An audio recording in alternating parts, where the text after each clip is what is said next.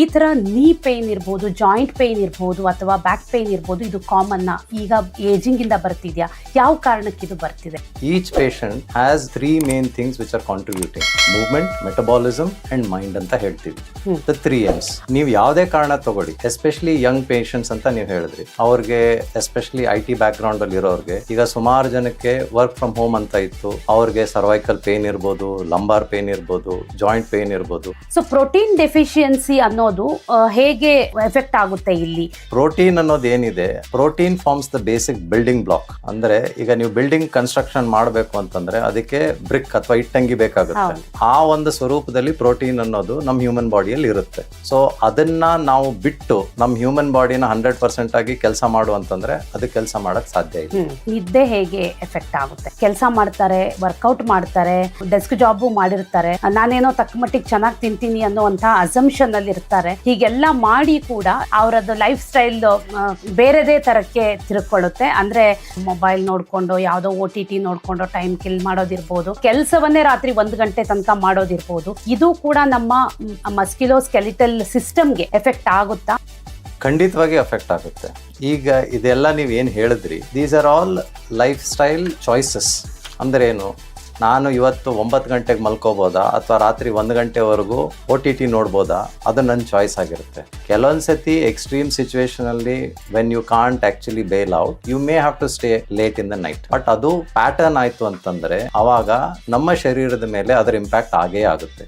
Actually energy ನಮಗೆ ಬೇಕಾಗಿರುವಂಥದ್ದೇ ಕಾಪ್ಸು. ಅದು ತಿಂದ್ರೆ ನಾನು ದಪ್ಪ ಆಗ್ಬಿಡ್ತೀನಿ, ನಾನು ಅನ್ನ ತಿಂದ್ರೆ ದಪ್ಪ ಆಗ್ಬಿಡ್ತೀನಿ, ನಾನು ಚಪಾತಿ ತಿಂದ್ರೆ ದಪ್ಪ ಆಗ್ಬಿಡ್ತೀನಿ. ಇದೊಂದು ಮಿಸ್ಕನ್ಸೆಪ್ಷನ್ ಬಹಳಷ್ಟು ಜನರ ತಲೆಯಲ್ಲಿದೆ. ಅದನ್ನ ಕಂಪ್ಲೀಟ್ ಕಟ್ ಮಾಡಿಬಿಡ್ತಾರೆ.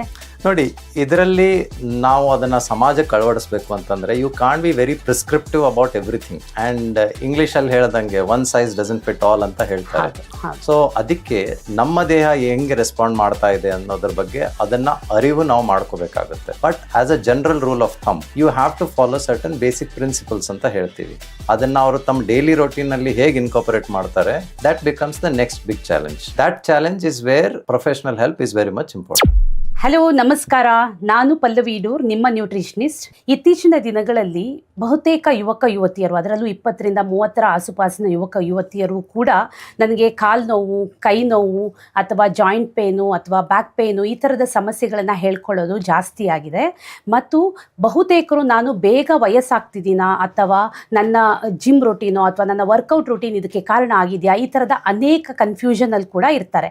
ಈ ಎಲ್ಲ ಕನ್ಫ್ಯೂಷನ್ಗಳನ್ನು ಇವತ್ತು ಸಂಪೂರ್ಣವಾಗಿ ತಿಳಿಸ್ಕೊಡ್ಲಿಕ್ಕೆ ಮತ್ತು ಅದರ ಬಗ್ಗೆ ಮಾಹಿತಿ ಹಂಚಿಕೊಳ್ಳಿಕ್ಕೆ ಹಾಗೂ ನಮ್ಮ ಆಹಾರ ಮತ್ತು ಮೂಳೆ ಮತ್ತು ಸ್ನಾಯುಗೆ ಇರುವಂಥ ಕನೆಕ್ಷನ್ ಏನು ಅನ್ನೋದನ್ನು ಕುರಿತು ನಮಗೆ ಒಂದಿಷ್ಟು ಮಾಹಿತಿಯನ್ನು ಹಂಚಿಕೊಳ್ಳಿಕ್ಕೆ ಇವತ್ತು ನಮ್ಮ ಜೊತೆ ಒಬ್ಬರು ವಿಶೇಷವಾದ ಅತಿಥಿ ಕೂತ್ಕೊಂಡಿದ್ದಾರೆ. ಕೇಂಬ್ರಿಡ್ಜ್ನಲ್ಲಿ ಟ್ರಾಮಾ ಮತ್ತು ಆರ್ಥೋಪೆಡಿಕ್ ಸರ್ಜರಿಯಲ್ಲಿ ಸ್ಪೆಷಲೈಸೇಷನ್ ಪಡೆದು internationally trained orthopaedic surgeon and joint preservation and reconstruction specialist ಆಗಿರುವಂತಹ ಹಾಗೂ ಬೆಂಗಳೂರಿನ ಮಣಿಪಾಲ್ ಫೋರ್ಟಿಸ್ ಆಲ್ಟಿಯಸ್ ಆಸ್ಪತ್ರೆಯಲ್ಲಿ ಆರ್ಥೋಪೆಡಿಕ್ ಸರ್ಜನ್ ಆಗಿ ಕಾರ್ಯನಿರ್ವಹಿಸುತ್ತಿರುವಂತಹ ಹಾಗೂ ಜಿಯೋಸ್ಟಾರ್ ಆಸ್ಪತ್ರೆಯ ಮುಖ್ಯಸ್ಥರು ಆಗಿರುವಂತಹ ಡಾಕ್ಟರ್ ದರ್ಶನ್ ಎಸ್ ಅಂಗಡಿಯವರು ನಮ್ಮ ಜೊತೆ ಕಾರ್ಯಕ್ರಮಕ್ಕೆ ಇದ್ದಾರೆ. ಅವರಿಗೆ ಈ ಕಾರ್ಯಕ್ರಮಕ್ಕೆ ಸ್ವಾಗತ ಕೋರ್ತಿದ್ದೀನಿ.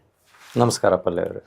ಡಾಕ್ಟರ್, ಇವತ್ತು ನಾವು ಅನೇಕ ವಿಷಯಗಳನ್ನ ಮಾತಾಡೋಣ. ಆದರೆ ಮೊದಲನೇದಾಗಿ ಯಂಗ್ ಪೀಪಲ್ ಅಂದರೆ 20ರ ಆಸುಪಾಸಿನಲ್ಲಿ ಇರುವಂಥವರು ಜಾಯಿಂಟ್ ಪೇನ್ ಅಥವಾ ನನ್ನ ನೀ ಪೇನ್ ಅನ್ನುವಂಥ ಕಾರಣಗಳನ್ನು ಇಟ್ಕೊಂಡು ಆ ಸಮಸ್ಯೆಯನ್ನು ಹುಡ್ಕೊಂಡು ನಿಮ್ಮ ಹತ್ರ ಬರೋರು ಅಥವಾ ನನ್ನ ಹತ್ರ ಬಂದವರು ಇದ್ದಾರೆ. ಈ ಥರದ ವಿಚಾರಗಳನ್ನು ನೀವು ಹೇಗೆ ಅಡ್ರೆಸ್ ಮಾಡ್ತೀರಿ? ಅಥವಾ ಈ ಥರ ನೀ ಪೇನ್ ಇರ್ಬೋದು, ಜಾಯಿಂಟ್ ಪೇನ್ ಇರ್ಬೋದು ಅಥವಾ ಬ್ಯಾಕ್ ಪೇನ್ ಇರ್ಬೋದು, ಇದು ಕಾಮನ್ನ ಈಗ ಏಜಿಂಗಿಂದ ಬರ್ತಿದೆಯಾ? ಯಾವ ಕಾರಣಕ್ಕೆ ಇದು ಬರ್ತಿದೆ ಅನ್ನೋದನ್ನು ಒಂದು ಸ್ವಲ್ಪ ತಿಳಿಸ್ಕೊಳ್ಳಿ. ತುಂಬ ಒಳ್ಳೆ ಪ್ರಶ್ನೆ. ಈಗ ಪಲ್ಲವಿ ಅವರೇ, ನಮ್ಮ ಸಮಾಜದಲ್ಲಿ ನೋಡಿದ್ರೆ we are a young nation ಅಂತ ಹೇಳ್ತಾರೆ. And this young nation has to provide a demographic dividend ಅಂತ ಹೇಳ್ತಾರೆ. ಆದರೆ ಎಲ್ಲೇ ನಿಮಗೆ ಮಸ್ಕ್ಯುಲೋಸ್ಕೆಲಿಟಲ್ ಹೆಲ್ತ್ ಇಶ್ಯೂಸ್ ಬಂದಾಗ ಅದನ್ನು ನೀವು if you dive a bit more deeper, each patient has 3 main things which are contributing, which is movement, metabolism and mind ಅಂತ ಹೇಳ್ತೀವಿ. The 3 M's. ಓಕೆ. ನೀವು ಯಾವುದೇ ಕಾರಣ ತಗೊಳ್ಳಿ, ಎಸ್ಪೆಷಲಿ ಯಂಗ್ ಪೇಷಂಟ್ಸ್ ಅಂತ ನೀವು ಹೇಳಿದ್ರಿ, ಅವ್ರಿಗೆ ಎಸ್ಪೆಷಲಿ IT ಬ್ಯಾಕ್ಗ್ರೌಂಡಲ್ಲಿ ಇರೋರಿಗೆ, ಈಗ ಸುಮಾರು ಜನಕ್ಕೆ ವರ್ಕ್ ಫ್ರಮ್ ಹೋಮ್ ಅಂತ ಇತ್ತು, ಆಮೇಲೆ ಹೈಬ್ರಿಡ್ ವರ್ಕಿಂಗ್ ಪ್ಯಾಟರ್ನ್ ಅಂತ ಬಂದಿದೆ. ಅವ್ರಿಗೆ ಸರ್ವೈಕಲ್ ಪೇನ್ ಇರ್ಬೋದು, ಲಂಬಾರ್ ಪೇನ್ ಇರ್ಬೋದು, ಜಾಯಿಂಟ್ ಪೇನ್ ಇರ್ಬೋದು. ಈ ಎಲ್ಲ ಕಾರಣಗಳಿಗೂ ಈ 3 ಫ್ಯಾಕ್ಟರ್ಸೇ ಕಾಂಟ್ರಿಬ್ಯೂಟ್ ಮಾಡ್ತಾ ಇರುತ್ತೆ. ಸೊ ಈ 3 ಫ್ಯಾಕ್ಟರ್ನ ನಾವು ಯಾವಾಗ ಐಡೆಂಟಿಫೈ ಮಾಡ್ತೀವಿ, ಆ ಪ್ರತಿಯೊಂದು ವ್ಯಕ್ತಿಗೆ ಯಾವ ಫ್ಯಾಕ್ಟರಿಂದ ಎಷ್ಟು ಕಾಂಟ್ರಿಬ್ಯೂಷನ್ ಬರ್ತಾ ಇದೆ, ಈ ಪೇನ್ ಅನ್ನೋದು ಕಾಣಿಸ್ತಾ ಇದೆ, ಅದನ್ನು ನಾವು ಅನಲೈಸ್ ಮಾಡಿ ಅದನ್ನು ಸಮಕ್ಷವಾಗಿ ಅಂದರೆ ಕಾಂಪ್ರಿಹೆನ್ಸಿವ್ಲಿ ಟ್ರೀಟ್ ಮಾಡಿದ್ರೆ ಇದು ಅವ್ರಿಗೆ ಲಾಂಗ್ ಟರ್ಮ್ ಪೇನ್ ಅನ್ನೋ ಪ್ರಾಬ್ಲಮ್ ಆಗಲ್ಲ. ಓಕೆ, ಅಂದರೆ ನೀವು ಹೇಳ್ತಿರೋದು ಮೂಮೆಂಟು, ಅವರ ಮೈಂಡ್ ಮತ್ತು ಅವರ ಮೆಟಬಾಲಿಸಮ್, ಇದು 3 ಅವರಿಗೆ ಮುಖ್ಯವಾದ ಕಾರಣ ಆಗಿರುತ್ತೆ ಅಂತ ಹೇಳಿ. ಆದರೆ ನಾನು ನೋಡಿರೋ ಹಾಗೆ ಬಹುತೇಕ ಪೇಷಂಟ್ಗಳು ನನ್ನ ಹತ್ರನೂ ಇದೇ ಥರದ ಕಂಪ್ಲೇಂಟ್ ಇಟ್ಕೊಂಡು ಬರ್ತಾರೆ. ಅವರು ಅತಿಯಾಗಿ ತಿಂತಾರೆ ಅಥವಾ ಅಂಡರ್ ಈಟಿಂಗ್ ಮಾಡ್ತಾರೆ, ಪ್ರೋಟೀನ್ ಇಂಟೇಕ್ ಬಹಳ ಕಮ್ಮಿ ಇರುತ್ತೆ, ಅಥವಾ ಕೆಲವೊಮ್ಮೆ ಅಂದರೆ ನೀವು ಹೇಳ್ದ ಹಾಗೆ ಈಗ IT ಡೆಸ್ಕ್ ಜಾಬ್ ಮಾಡುವಂಥವ್ರಂತೂ ಕೂತ್ಕೊಂಡೇ ಕೆಲಸ ಮಾಡ್ತಿರ್ತಾರೆ, ಅವ್ರು ಎದ್ದು ಓಡಾಡೋ ಅಂಥದ್ದು, ಅದ್ರ ಬಗ್ಗೆ ಅವ್ರ ಕಾನ್ಸಂಟ್ರೇಷನ್ ಕೂಡ ಇರೋದಿಲ್ಲ.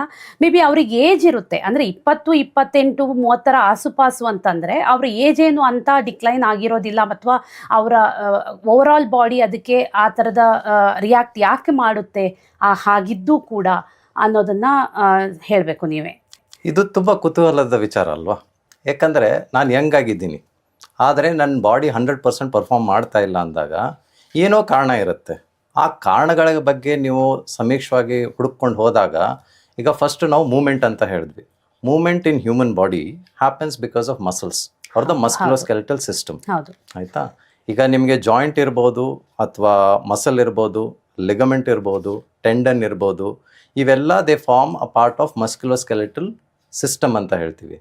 ಸೊ ಈ ಮಸ್ಕ್ಯುಲೋಸ್ಕೆಲೆಟಲ್ ಸಿಸ್ಟಮ್ ವೆಲ್ ಬೀಯಿಂಗ್ ಅಥವಾ ಅದು 100% ಪೀಕ್ ಪರ್ಫಾರ್ಮೆನ್ಸಲ್ಲಿ ಇರಬೇಕು ಅಂತಂತಂದರೆ ಇವೆಲ್ಲ ಕೂಡ ಒಂದೇ ರೀತಿಯಾಗಿ ಫಂಕ್ಷನಲ್ ಯೂನಿಟ್ ಥರ ಕೆಲಸ ಮಾಡಬೇಕು. ಅಂದರೆ ಈಗ ನಮ್ಮ ಕ್ರಿಕೆಟ್ ಟೀಮ್ನೇ ನೀವು ತಗೊಂಡ್ರೆ ಅದು ಯಾವಾಗ ಸಕ್ಸಸ್ಫುಲ್ ಆಗಿರುತ್ತೆ ಅಂದರೆ ಎಲ್ಲ ಟೀಮ್ ಪ್ಲೇಯರ್ಸು ಅವರ ಬೆಸ್ಟ್ ಪರ್ಫಾರ್ಮೆನ್ಸ್ ಕೊಟ್ಟಾಗ್ಲೇ ಅದು ಒಳ್ಳೆ ಟೀಮ್ ಆಗಿ ಪರ್ಫಾರ್ಮ್ ಮಾಡುತ್ತೆ. ಅದೇ ರೀತಿ ಈಗ ಮಸ್ಕ್ಯುಲೋಸ್ಕೆಲೆಟಲ್ ವೆಲ್ ಬೀಯಿಂಗ್ ಅಂತ ಇದ್ದಾಗ ಮಸಲ್ ಡಿಕಂಡೀಷನ್ ಆಗಿತ್ತು ಅಂತ ಅಂದರೆ, ನೀವು ಮುಂಚೆ ಈಗ IT ಡಿಪಾರ್ಟ್ಮೆಂಟಲ್ಲಿ ಕೆಲಸ ಮಾಡೋ ಜನರಿಗೆ ವರ್ಕ್ ಫ್ರಮ್ ಹೋಮ್ ಇದ್ದಾಗ ಅವರು ಪೊಸಿಷನ್ ಏನು ಮೇಂಟೈನ್ ಮಾಡ್ತಾರೆ, ಪಾಸ್ಚರ್ ಏನು ಮೇಂಟೈನ್ ಮಾಡ್ತಾರೆ, ಅದರಲ್ಲಿ ಕೂಡ ಅರ್ಗೊನಾಮಿಕ್ ಪಾಸ್ಚರ್ ಅಂತ ಒಂದು ಟರ್ಮಿನಾಲಜಿ ಇದೆ. ಈಗ ಅರ್ಗೊನಾಮಿಕ್ ಪಾಸ್ಚರ್ ಅಂತಂದರೆ ಅದು ಫ್ಯಾನ್ಸಿ ಆಗಿರೋ ಚೇರು, ಫ್ಯಾನ್ಸಿ ಆಗಿರೋ ಟೇಬಲ್ ಅಂತ ಅಲ್ಲ. ಅಂದರೆ ನಮ್ಮ ಹ್ಯೂಮನ್ ಬಾಡಿಗೆ ಯಾವುದು ಬೆಸ್ಟ್ ಪೊಸಿಷನ್ ಇರುತ್ತೆ to give us the best performance, ಅದನ್ನು ನಾವು ಹುಡುಕಿ ಅದನ್ನು ಅರ್ಥಕೊಂಡು ಅದು ಅರ್ಥ ಆದಮೇಲೆ ಅದನ್ನು ನಮ್ಮ ದಿನಚರ್ಯದಲ್ಲಿ ಅಳವಡಿಸ್ಬೇಕಾಗುತ್ತೆ. ಸೊ ಇದರಿಂದ ಮೂಮೆಂಟ್ ಅನ್ನೋದು ಏನು ಬರುತ್ತೆ. ನೆಕ್ಸ್ಟ್ ನೀವು ಮೆನ್ಷನ್ ಮಾಡ್ತಾ ಇದ್ರಿ ಜಿಮ್ ಮಾಡ್ತಾರೆ ಅಂತ. ಜಿಮ್ ಕೂಡ it is a good intention, but the outcomes are bad ಅಂತ ಬಂದಾಗ ಸಾಮಾನ್ಯವಾಗಿ ಎಲ್ಲರ ತಲೆಯಲ್ಲೂ ಅದೇ ವಿಚಾರ ಬರುತ್ತೆ, ನಾನು ಇಷ್ಟು ಪ್ರಯತ್ನ ಮಾಡ್ತಾ ಇದ್ದೀನಿ ಅದಕ್ಕೆ ರಿಸಲ್ಟ್ ಸಿಗ್ತಾ ಇಲ್ಲ ಅಂತ. ಕರೆಕ್ಟಾ? ಸೊ ಇದರಲ್ಲಿ ಕೆಲವೊಂದು ಲೇಯರ್ಸ್ ಇರುತ್ತೆ. ನಾವು ಅದನ್ನು ಹುಡ್ಕೊಂಡು ಹೋದರೆ ಈಗ ಡಿಕಂಡೀಷನ್ ಆಗಿರೋ ಮಸಲ್ನ ನೀವು ಸಡನ್ನಾಗಿ 100% ಪರ್ಫಾರ್ಮೆನ್ಸ್ ಇರೋ ಮಸಲ್ ಆಗು ಅಂತಂದರೆ ಅದಷ್ಟು ಈಸಿಯಾಗಿ ಆಗಲ್ಲ. ಸೊ ಅದನ್ನು ನಾವು ಪ್ರೈಮ್ ಮಾಡಬೇಕಾಗುತ್ತೆ. ಅಂದರೆ ಏನು, ಈಗ ನಾನು ಜಿಮ್ಗೆ ಹೋಗ್ತಾ ಇರಬೇಕಾದ್ರೆ ನನ್ನ ಶರೀರದಲ್ಲಿರೋ ಬಯೋಮೆಕ್ಯಾನಿಕಲ್ ಫ್ಯಾಕ್ಟರ್ಸ್ ಅನ್ನೋದು ಏನಿದೆ ಅದನ್ನು ಅರ್ಥ ಮಾಡಿಕೊಂಡು ಅದರ ಪ್ರಕಾರ ನೀವು ಎಕ್ಸಸೈಸ್ ಸ್ಟಾರ್ಟ್ ಮಾಡಿದ್ರೆ that will give you good result. So that is the movement part ಅಂತ ಹೇಳ್ತೀವಿ. ನೆಕ್ಸ್ಟ್ ಬರೋದು ಮೆಟಬಾಲಿಸಮ್. ಆ್ಯಸ್ ಅ ಡಯಟಿಷಿಯನ್ ನೀವು ಸುಮಾರು ಜನರನ್ನ ನೋಡ್ತೀರಾ, ಅವ್ರಿಗೆ ಟ್ರೀಟ್ಮೆಂಟ್ ಸ್ಕೆಡ್ಯೂಲ್ ಎಲ್ಲ ಕೊಡ್ತೀರಾ. ಮೆಟಬಾಲಿಸಮ್ ಅನ್ನೋದು ಏನಿದೆ it comes primarily from what we consume, ನಮ್ಮ ಫುಡ್ ಡಯಟಲ್ಲಿ ಬರುತ್ತೆ. ಆಯಿತಾ? ಆದರೆ ಆ ಮೆಟಬಾಲಿಸಮ್ ತಕ್ಕವಾಗೆ ನಮ್ಮ ಡಯಟ್ ಕರೆಕ್ಟಾಗಿ ಇದೆಯೋ ಇಲ್ವೋ, ನಮ್ಮ ಇನ್ಪುಟ್ಸ್ ಕರೆಕ್ಟಾಗಿ ಇದೆಯೋ ಇಲ್ವೋ, ಸೊ ಅದು ಇದ್ದಾಗಲೇ ಮಾತ್ರ metabolism can come in and become 100% efficient. So ಇವೆಲ್ಲ ಫ್ಯಾಕ್ಟರ್ಗಳು ಒಟ್ಟಾರೆಯಾಗಿ ಕರೆಕ್ಟ್ ಆಗಿದ್ರೆ ಮಾತ್ರ ಅವರು ಈ ಮೂಳೆ ಸವೆತ ಅಥವಾ ಮೂಳೆ ಪೇಯ್ನು ಅಥವಾ ನೋವು, ಜಾಯಿಂಟ್ ಪೇಯ್ನ್ಸ್ ಇಂಥದ್ದನ್ನು ತಡಿಲಿಕ್ಕೆ ಸಾಧ್ಯ ಇದೆ. ಇದು ನಾವು ಏನೋ ಅವ್ರಿಗೆ ಏಜಿಂದ ಬರುವಂಥದ್ದು ಅಂತ ನಾವು ಹೇಳೋದಕ್ಕೆ ಸಾಧ್ಯ ಇಲ್ಲ. ಇದು ಅವರ ಸಪೋರ್ಟ್ ಸಿಸ್ಟಮಲ್ಲಿ ಏನು ಪ್ರಾಬ್ಲಮ್ ಆಗಿದೆ ಅದರಿಂದ ಬರುವಂಥ ಸಮಸ್ಯೆ ಅಂತ ಹೇಳ್ಬೋದು. ಒಂದು ಇಂಪಾರ್ಟೆಂಟ್ ಪಾಯಿಂಟ್ ಇಲ್ಲಿ ಹೇಳ್ಬೇಕು ಏನಂತಂದರೆ, ಎಲ್ಲ ವ್ಯಕ್ತಿಗೆ ಒಂದು ಕ್ರೋನೋಲಾಜಿಕಲ್ ಏಜ್ ಇರುತ್ತೆ. ಅಂದರೆ ನಮ್ಮ ಆಧಾರ್ ಕಾರ್ಡ್ ಮೇಲೆ ಏನು ಪ್ರಿಂಟ್ ಆಗಿರುತ್ತೆ ಅದು. ಇನ್ನೊಂದು ಫಿಸಿಯೋಲಾಜಿಕಲ್ ಏಜ್ ಅಂತ ಇರುತ್ತೆ. ಫಿಸಿಯೋಲಾಜಿಕಲ್ ಏಜ್ ಅಂದ್ರೆ ನಮ್ಮ ಶರೀರದಲ್ಲಿರೋ ಅಂಗಾಂಗಗಳು ಅದು ಯಾವ ಕೆಪಾಸಿಟಿ, ಯಾವ ಎಫಿಷಿಯನ್ಸಿಯಿಂದ ಕೆಲಸ ಮಾಡ್ತಾ ಇದೆ ಅಂತ. ಅದು ಕೂಡ ಇವಾಗ ಮಾಡರ್ನ್ ಸೈನ್ಸ್ ಅಲ್ಲಿ ಸುಮಾರು ಟೆಸ್ಟ್ಗಳಿದೆ. ಅದನ್ನು ಚೆಕ್ ಮಾಡಿದ್ರೆ ನಮಗೆ ನಮ್ಮ ಕ್ರೊನಲಾಜಿಕಲ್ ಏಜ್ಗೂ ಫಿಸಿಯೋಲಾಜಿಕಲ್ ಅಥವಾ ಬಯೋಲಾಜಿಕಲ್ ಏಜ್ಗೂ ಏನು ವ್ಯತ್ಯಾಸ ಇದೆ ಅಂತ ಗೊತ್ತಾಗುತ್ತೆ. And there is enough evidence now to show that if you are looking after your body the right way it should be respected, you will find as you age, chronological age may increase, but physiologically you will still remain younger. BMR ಮಾಡಿಸಿದಾಗ ಬಹುತೇಕ ಜನರ ಕ್ರೊನಲಾಜಿಕಲ್ ಏಜ್ಗೂ physiological ಏಜ್ಗೂ ಬಹಳ difference ಕಾಣಿಸ್ತಾ ಇರುತ್ತೆ.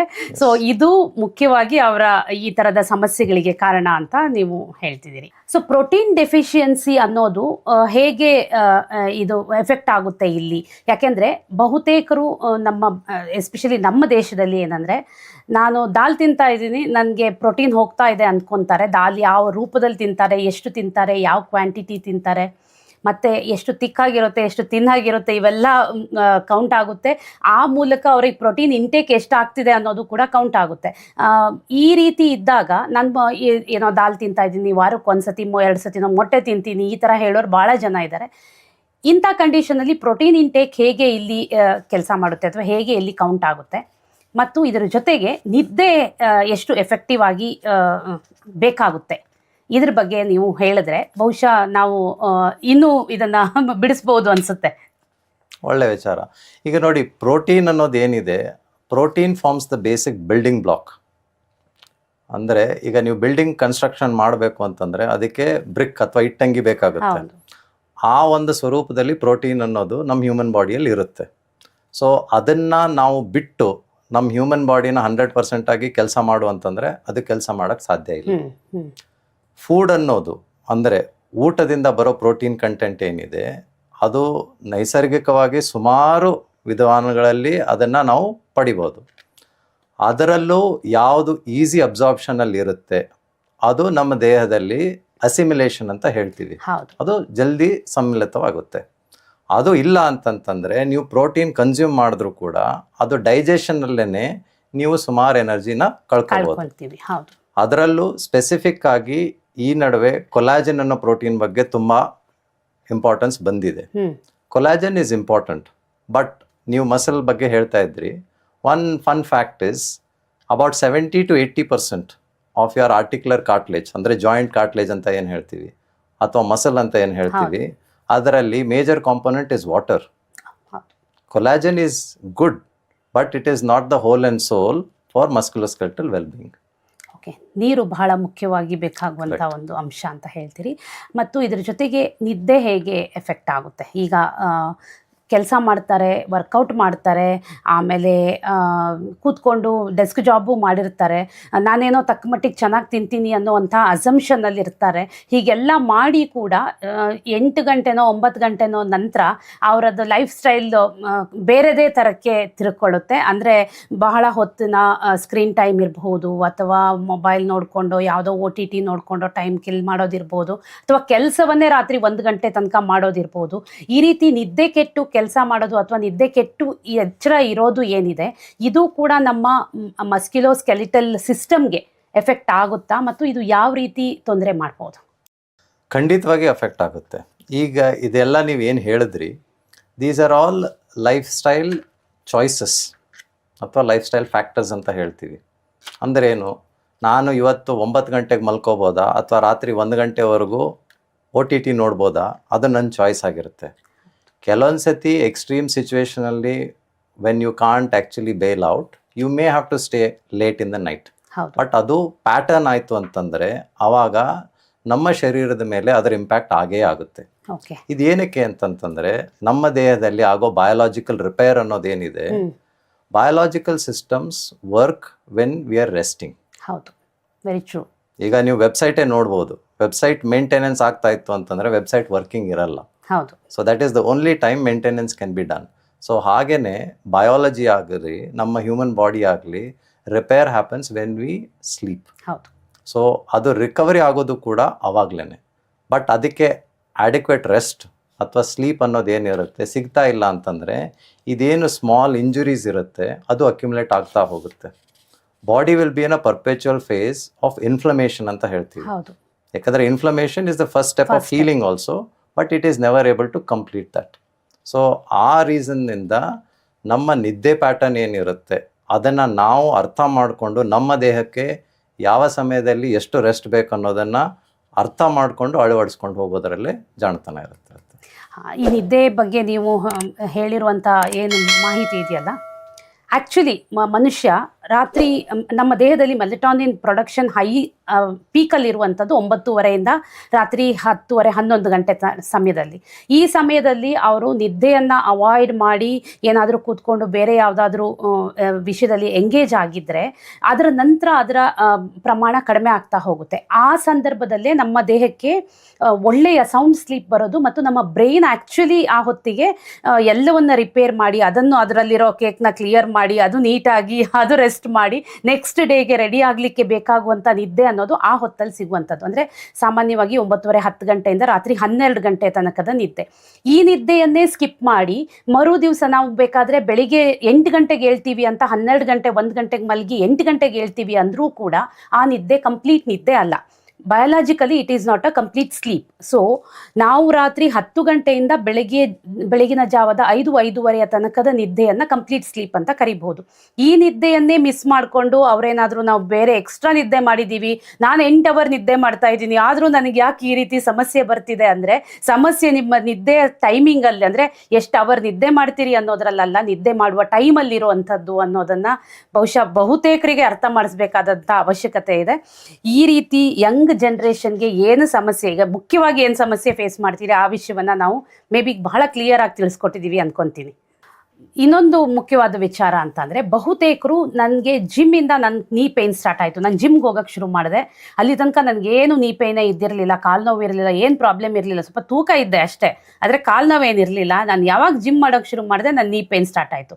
ಅಥವಾ ಇನ್ನೊಂದಿಷ್ಟು ಜನ ನನಗೆ ಸ್ಲಿಪ್ ಡಿಸ್ಕ್ ಆಗೋಯ್ತು, ನಾನು ಜಿಮ್ ಮಾಡ್ತಾ ಇದ್ದೆ ಸ್ಲಿಪ್ ಡಿಸ್ಕ್ ಸ್ಟಾರ್ಟ್ ಆಗಿಬಿಡ್ತು, ಅಥವಾ ನನಗೆ ಶೋಲ್ಡರ್ ಜಾಯಿಂಟ್ ಪೇಯ್ನ್ ಸ್ಟಾರ್ಟ್ ಆಗಿಬಿಡ್ತು. ಈ ಥರದ ಒಂದಿಷ್ಟು ಸಮಸ್ಯೆಗಳನ್ನ ತೊಗೊಂಬರ್ತಾರೆ.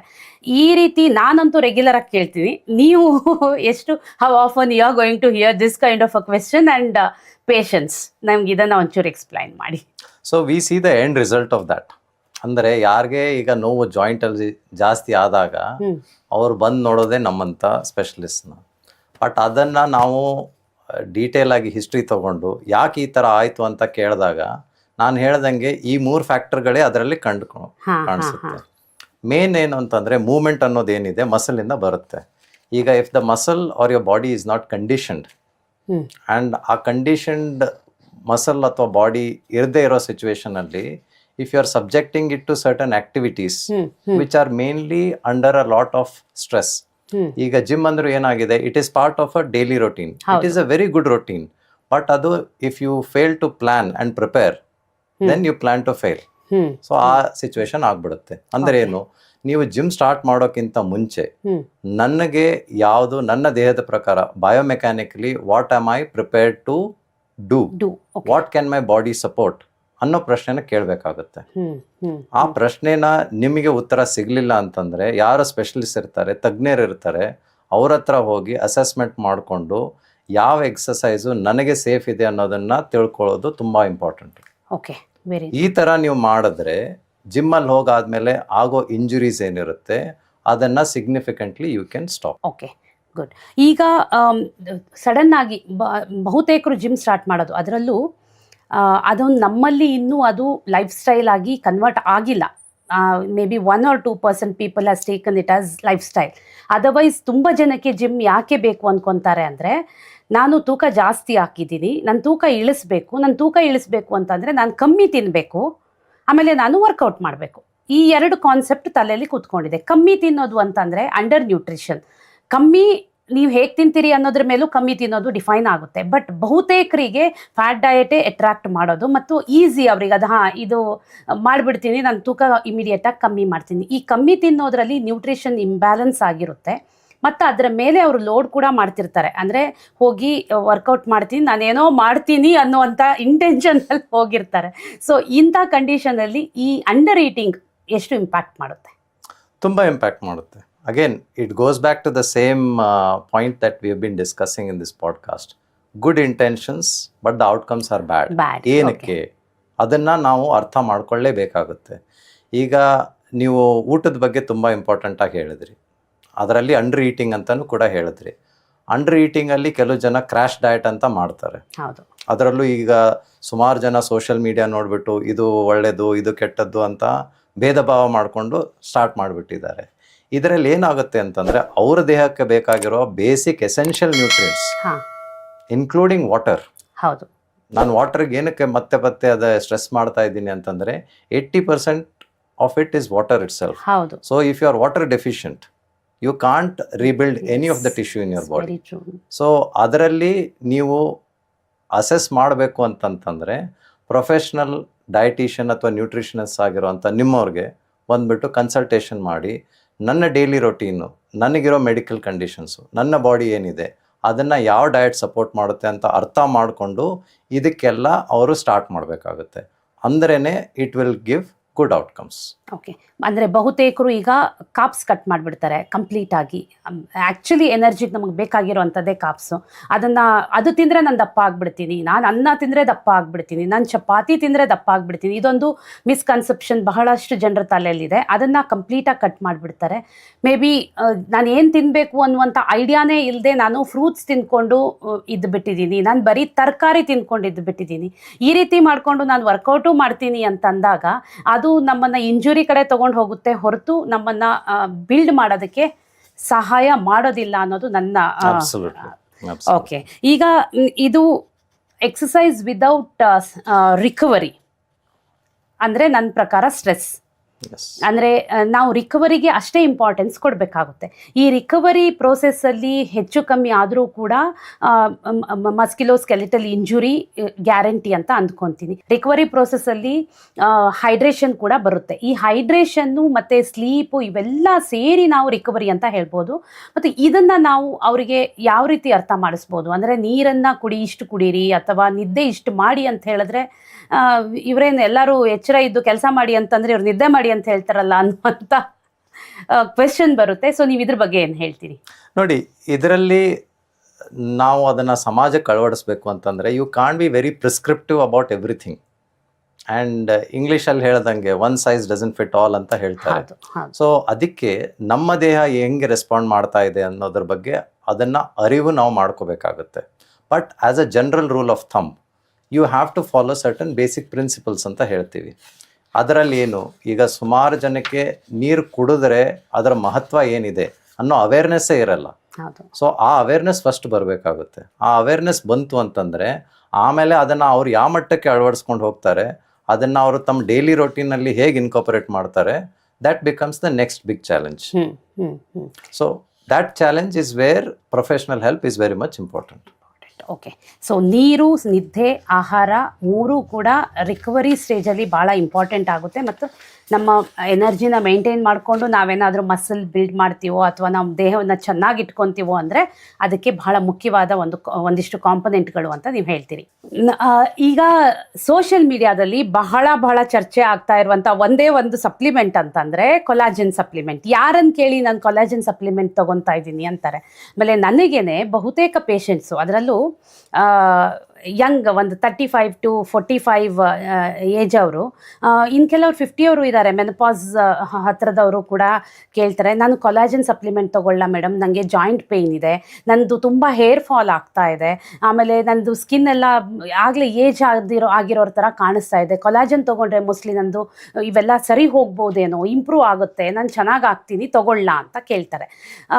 ಈ ಕೊಲಾಜನ್ ಸಪ್ಲಿಮೆಂಟ್ ಬಗ್ಗೆ ನಾನು ಅವರಿಗೆ ನನ್ನದೇ ರೀತಿಯಲ್ಲಿ ಒಂದಿಷ್ಟು ಎಕ್ಸ್ಪ್ಲೈನ್ ಮಾಡ್ತೀನಿ. ಬಟ್ ನನಗೆ ಆರ್ಥೋ ಮಸ್ಕ್ಯುಲೋಸ್ಕೆಲಿಟಲ್ ಆಸ್ಪೆಕ್ಟಲ್ಲಿ ಕೊಲಾಜನ್ ಸಪ್ಲಿಮೆಂಟ್ ಎಷ್ಟು ಉಪಯೋಗಕ್ಕೆ ಬರುತ್ತೆ ಮತ್ತು ಕೊಲಾಜನ್ ಸಪ್ಲಿಮೆಂಟ್ ನಿಜವಾಗ್ಲೂ ತಗೋಬೇಕಾ, ಈ ವಿಚಾರ ಬಗ್ಗೆ ಒಂದಿಷ್ಟು ಹೇಳಿ. ಸರಿ, ಈಗ ನೋಡಿ, ಕೊಲಾಜನ್ ಅನ್ನೋದು ಏನಿದೆ, again it is one form of protein ಅಂತಲೇ ಹೇಳ್ಬೋದು. So it is one of the essential building blocks ಅಂತ ಹೇಳ್ತೀವಿ. ಆದರೆ ಇದರಲ್ಲಿ we have to separate two things, science from social media. Science ಏನು ಹೇಳುತ್ತೆ ಆ್ಯಂಡ್ ಸೋಷಿಯಲ್ ಮೀಡಿಯಾ ಏನು ಹೇಳ್ತಾ ಇದೆ. ಸೊ ಇದೆಲ್ಲದರಲ್ಲೂ ಕೆಲವೊಂದು ಆಸ್ಪೆಕ್ಟ್ಸಲ್ಲಿ ಸ್ವಲ್ಪ ಸತ್ಯ ಇರುತ್ತೆ, ಕೆಲವೊಂದು ಆಸ್ಪೆಕ್ಟ್ಸಲ್ಲಿ ಸತ್ಯ ಇರಲ್ಲ. ಅದನ್ನು ನಾವು ಅರ್ಥ ಮಾಡ್ಕೋಬೇಕಾಗುತ್ತೆ. ಸೈನ್ಸ್ ಏನು ಹೇಳುತ್ತೆ ಅಂತಂದರೆ, ಕೊಲಾಜನ್ ನಾವು ತೊಗೊಂಡಾಗ ಅದು ದೇಹದಲ್ಲಿ ಹೋಗುತ್ತೆ and it has been shown in different studies that it can assimilate specially around the joint cartilage. It can benefit. ಆದರೆ ವಿತ್ ಸಮ್ ಕಂಡೀಷನ್ಸ್. ಅದು ಸ್ಟಾರ್ ಅಂತ ಹಾಕಿರ್ತಾರೆ. ಆ ಸ್ಟಾರ್ ನೀವು ಓದಲಿಲ್ಲ ಅಂತಂದರೆ ಅದು ಎದಕ್ಕೂ ಹೆಲ್ಪ್ ಆಗಲ್ಲ. So what is it that it can help? I go back to the same example. ಅಂದರೆ ಈಗ ನೀವು ಬಿಲ್ಡಿಂಗ್ ಕಟ್ಟಕ್ಕೆ ಇಟ್ಟಂಗಿ ತೊಗೊಂಬಂದು ಕೊಟ್ಟಿದ್ದೀರಾ, ಹೌದು ಅಲ್ಲಿ ಲೇಬರ್ ಇಲ್ಲ, ಅದಕ್ಕೆ ಸೂಪರ್ವೈಸರ್ ಇಲ್ಲ, ಬಿಲ್ಡಿಂಗ್ ಪ್ಲಾನ್ ಇಲ್ಲ ಅಂತಂದರೆ ಆ ಬಿಲ್ಡಿಂಗ್ ಬ್ಲಾಕ್ ಏನಾಗುತ್ತೆ?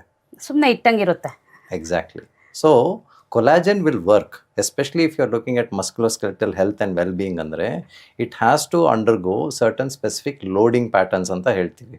Certain exercise patterns follow ಆದಾಗ ಈ collagen ಏನಿರುತ್ತೆ ಅದು musculoskeletal parts ಅಲ್ಲಿ it starts to help rebuild them.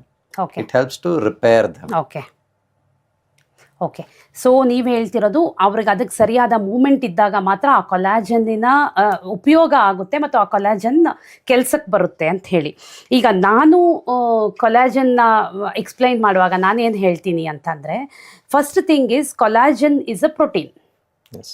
ಇದು ಒಂದು ಫಾರ್ಮ್ ಆಫ್ ಪ್ರೋಟೀನ್. ನಮ್ಮ ಸ್ಕಿನ್ಗಿರ್ಬೋದು, ನಮಗೆ ಬೋನ್ಗಿರ್ಬೋದು, ಕಾರ್ಟಿಲೇಜ್ಗಿರ್ಬೋದು, ಇವೆಲ್ಲದಕ್ಕೂ ನಮಗೆ ಹೇರ್ಗೆ ಎಲ್ಲದಕ್ಕೂ ಬೇಕಾಗಿರುವಂಥ ಒಂದು ಪ್ರೋಟೀನ್. ಇದು ನಮ್ಮ ದೇಹ ಒಂದು ಹಂತದವರೆಗೆ ಅದು ಉತ್ಪಾದನೆ ಮಾಡುತ್ತೆ. 30s ಅಪ್ ಟು 30s ಅಂತ ಇಟ್ಕೊಂಡ್ರೂ ಕೂಡ ಅದರ ಉತ್ಪಾದನೆ ಚೆನ್ನಾಗೇ ಇರುತ್ತೆ ಅಂತ ಹೇಳ್ಬೋದು. ಅದಾದ ಮೇಲೆ ಅದು ಡಿಕ್ಲೈನ್ ಆಗ್ತಾ ಬರುತ್ತೆ. It is a ageing process. It is biologically ಆಗುವಂಥ ಒಂದು ಪ್ರೋಸೆಸ್. ಆಗ ನಾವು ಕೊಲಾಜನ್ನನ್ನು ಉತ್ಪಾದನೆ ಮಾಡಲಿಕ್ಕೆ ಏನು ಮಾಡ್ತೀವಿ ಅನ್ನೋದು ಭಾಳ ಮುಖ್ಯ ಆಗುತ್ತೆ. ಒಂದು. ಇನ್ನೊಂದು, ಆ ಸಂದರ್ಭದಲ್ಲೇ ನಾವು ಈಗ ಬಹಳಷ್ಟು ಜನ, ನಾನು ಅದನ್ನು ಒಪ್ಕೊಳ್ಳೋದಿಲ್ಲ, ಆದ್ರೂ ಜನರಲಿ ಏನು ಹೇಳ್ತಾರೆ ಅಂದರೆ ಮೆಟಬಾಲಿಸಮ್ ವೀಕ್ ಆಗಿದೆ. ಮೆಟಬಾಲಿಸಮ್ ವೀಕ್ ಆಗೋದಿಲ್ಲ. ಮೆಟಬಾಲಿಸಮ್ಗೆ ತಕ್ಕನಾಗಿ ನಾವು ಏನು ಕೆಲಸವನ್ನು ಮಾಡ್ತಾ ಇರೋದಿಲ್ಲ. ಆಗ ಏನಾಗುತ್ತೆ ಅಂದರೆ ನಮ್ಮ ದೇಹದಲ್ಲಿ ಫ್ಯಾಟ್ ಅಕ್ಯುಮುಲೇಷನ್ ಜಾಸ್ತಿ ಆಗ್ತಾ ಹೋಗುತ್ತೆ. ಫ್ಯಾಟ್ ಅಕ್ಯುಮುಲೇಷನ್ ಜಾಸ್ತಿ ಆದಾಗ, ನಮ್ಮ ಪ್ರೋಟೀನ್ ಇಂಟೇಕ್ ಕಮ್ಮಿ ಇದ್ದಾಗ, ನಮ್ಮ ಆಹಾರದ ಪದ್ಧತಿಯಲ್ಲಿ ಚೆನ್ನಾಗಿರುವಂಥ ಒಂದು ಸಿಮಿಟ್ರಿನ ನಾವು ಮೇಂಟೈನ್ ಮಾಡದೇ ಇದ್ದಾಗ, ಅಂಥ ಸಂದರ್ಭದಲ್ಲಿ ಆ ಕೊಲಾಜನನ್ನು ನಾವು ಎಕ್ಸ್ಟರ್ನಲಿ ಲೋಡ್ ಮಾಡಿದ್ರೂ ಕೂಡ ಅದು ನಮ್ಮ ದೇಹದಲ್ಲಿ ಸಿಂಥಸಿಸ್ ಆಗುವಂಥದ್ದು ಬಹುತೇಕ ಕಮ್ಮಿ. ಅಂದರೆ ಅದು ವೇಸ್ಟ್, ನೀರಿನ ಜೊತೆಗೆ ಅಥವಾ ನಮ್ಮ ಯೂರಿನ್ ಜೊತೆಗೋ ಪಾಸ್ ಆಗಿ ಹೊರಗೆ ಹೋಗುವಂಥ ಒಂದು ಪ್ರಾಡಕ್ಟ್ ಆಗುತ್ತೆ. ಅಂದರೆ ನೀವು ₹1,000 ಕೊಟ್ಟು ಕೊಲಾಜಿನ್ ತೊಗೊಂಬಂದು ದೇಹಕ್ಕೆ ಹೊರಗಿಂದ ಕೊಟ್ಟರೂ ಕೂಡ ನೀವು ಇಂಟರ್ನಲಿ ದೇಹಕ್ಕೆ ಏನು ಬೇಕು ಅದರ ಮೇಲೆ ಕೆಲಸ ಮಾಡದೇ ಇದ್ದರೆ, ನಿಮ್ಮ ವರ್ಕೌಟ್ ಇರ್ಬೋದು, ಮೂಮೆಂಟ್, ನೀವು ಮೂಮೆಂಟ್ ಪಾರ್ಟ್ ಹೇಳಿದ್ರಿ, ಮೂಮೆಂಟ್ ಎಷ್ಟು ಇಂಪಾರ್ಟೆಂಟ್ ಆಗುತ್ತೆ ಕೊಲಾಜನ್ ವರ್ಕ್ ಆಗಬೇಕು ಅಂತಂದರೆ ಅಂತ. ಅದೇ ರೀತಿ ಆಹಾರ ಪದ್ಧತಿ ಕೂಡ ಎಷ್ಟು ಇಂಪಾರ್ಟೆಂಟ್ ಆಗುತ್ತೆ. ಆಮೇಲೆ ದೇಹದಲ್ಲಿ ಇರುವಂಥ ಫ್ಯಾಟ್ ಪರ್ಸೆಂಟೇಜ್ ಕಡಿಮೆ ಇರಬೇಕಾಗಿರುವಂಥದ್ದು ಅಷ್ಟೇ ಮುಖ್ಯವಾಗುತ್ತೆ. ಫ್ಯಾಟ್ ಪರ್ಸೆಂಟೇಜ್ ತುಂಬ ಇದ್ದು ಕೊಲಾಜನ್ನ ಎಕ್ಸ್ಟ್ರಾನಲ್ಲಿ ಕೊಟ್ಟರೆ ಅದು ಯಾವುದೇ ಥರದ ಕೆಲಸ ಮಾಡೋದಿಲ್ಲ, ಕ್ಯಾನ್ಸಲೇಷನ್ ಆಗುತ್ತೆ ಅಂತ ನಾನು ಹೇಳ್ತೀನಿ. ಸೊ ಈ ಕಾನ್ಸೆಪ್ಟನ್ನು ನೀವು ಒಪ್ಕೊತೀರಾ? ಡೆಫಿನೆಟ್ಲಿ. ಈಗ ನೋಡಿ, ಯಾರೇ ವೇಟ್ ಜಾಸ್ತಿ ಇದ್ದಾಗ ಅದು ಬಯೋಮೆಕ್ಯಾನಿಕಲಿ ಜಾಯಿಂಟ್ ಮೇಲೆ ಲೋಡ್ ಜಾಸ್ತಿ ಮಾಡುತ್ತೆ. ಆದರೆ ನಮ್ಮ ಹ್ಯೂಮನ್ ಬಾಡಿ ಅನ್ನೋದೇನಿದೆ, it is not all fat, it is all not muscle also. ಆಯಿತಾ? ಈಗ ಎಲ್ಲ ಕಡೆ there is a big technology revolution happening. Total body composition analysers ಅಂತ ಮಷೀನ್ಸ್ ಬಂದಿದೆ. ಅದರಲ್ಲಿ ನೀವು ಅನಾಲಿಸಿಸ್ ಮಾಡಿದ್ರೆ ನಿಮ್ಮ ಶರೀರದಲ್ಲಿ ಯಾವ ಪರ್ಸೆಂಟೇಜಲ್ಲಿ ಏನೇನಿದೆ ಅಂತ ಗೊತ್ತಾಗುತ್ತೆ. ಸೊ ಅದನ್ನು ನೀವು ಆಪ್ಟಿಮೈಸ್ ಮಾಡೋಕ್ಕೆ you have to work with your body, not against your body. So specifically fat ಯಾವಾಗ ಜಾಸ್ತಿ ಇರುತ್ತೆ, ಫ್ಯಾಟ್ ನೀವು ಕಮ್ಮಿ ಮಾಡಿದ್ರೆ, ದ ಫ್ಯಾಟ್ ಪರ್ಸೆಂಟೇಜ್ ಬಾಡಿಯಲ್ಲಿ ಕಮ್ಮಿ ಆಯಿತು ಅಂತಂದರೆ over all body weight will come down. Exactly. And that it self has a significant impact on your joint loads. ಅದಕ್ಕೊಂದು ಉದಾಹರಣೆ ಕೊಡ್ತೀನಿ ನಾನು. ನಮ್ಮ ಮಂಡಿ ಚಿಪ್ ಏನಿದೆ, ನೀ ಕ್ಯಾಪ್ ಅಂತ ಏನು ಹೇಳ್ತೀವಿ, it is very very important component of the knee joint. ಹೌದು. And for sit and stand activities or stair ascent and descent activities ಅಂತ ಏನು ಹೇಳ್ತೀವಿ, ಅಂದರೆ ನೀವು ಕೂತ್ಕೊಂಡು ಹೇಳ್ಬೇಕಾದ್ರೆ, ಮೆಟ್ಲು ಹತ್ತಿ ಇಳಿಬೇಕಾದ್ರೆ, ಈ ಮಂಡಿ ಚಿಪ್ಪು it forms a part of the extensor mechanism in the knee joint ಅಂತ ಹೇಳ್ತೀವಿ.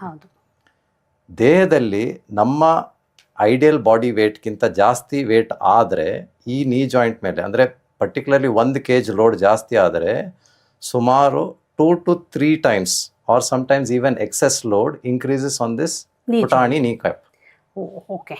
ಸೊ ಅವಾಗ ಎಲ್ಲರಿಗೂ ಆಂಟೀರಿಯರ್ ನೀ ಪೇನ್ ಅಂತ ಶುರು ಹಚ್ಕೊಳ್ಳುತ್ತೆ. So that is the impact of body weight on joint on problems. Joint. So body weight ಕಡಿಮೆ ಮಾಡಿಕೊಂಡು ನೀ ಮೇಲೆ ಲೋಡ್ ಕಮ್ಮಿ ಮಾಡ್ಕೊಳ್ಳೋದು ಭಾಳ ಮುಖ್ಯ.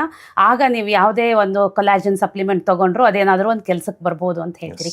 ಎಷ್ಟು ಪರ್ಸೆಂಟೇಜ್ ಆಫ್ ಬಾಡಿ ವೆಯ್ಟ್ ಕಮ್ಮಿ ಮಾಡೋದು ಎಷ್ಟರ ಮಟ್ಟಿಗೆ ನೀಗೆ ಸಪೋರ್ಟ್ ಮಾಡುತ್ತೆ? ಅಂದರೆ ಫಾರ್ ಎಕ್ಸಾಂಪಲ್ ಒಂದು 10 kg 5 kg ತೂಕ ಇಳಿಸಿದ್ದೀವಿ ಅಂದರೆ ನೀ ಮೇಲೆ ಎಷ್ಟು ಲೋಡ್ ಕಮ್ಮಿ ಆಗ್ಬೋದು? ಈಗ ಹತ್ರ ಒಂದು 5.5 ಅಡಿ ಇರುವಂಥವ್ರು ಒಂದು 90 kg ಇದ್ದಾರೆ ಅಂತಂದರೆ ಅವರು ಎಷ್ಟು ಬಾಡಿ ವೆಯ್ಟನ್ನು ಕಮ್ಮಿ ಮಾಡ್ಕೊಳ್ಳೋದ್ರಿಂದ ಎಷ್ಟರ ಮಟ್ಟಿಗೆ ಅವರಿಗೆ ನೀ ಮೇಲೆ ಲೋಡ್ ಕಡಿಮೆ ಆಗ್ಬೋದು ಅಂತ ಹೇಳ್ತೀರಿ? ಓಕೆ, ಸೊ ನೋಡಿ, ಇದು ಬಯೋಮೆಕ್ಯಾನಿಕ್ಸ್ ಅನ್ನೋದೇನಿದೆ, it is a very interesting concept.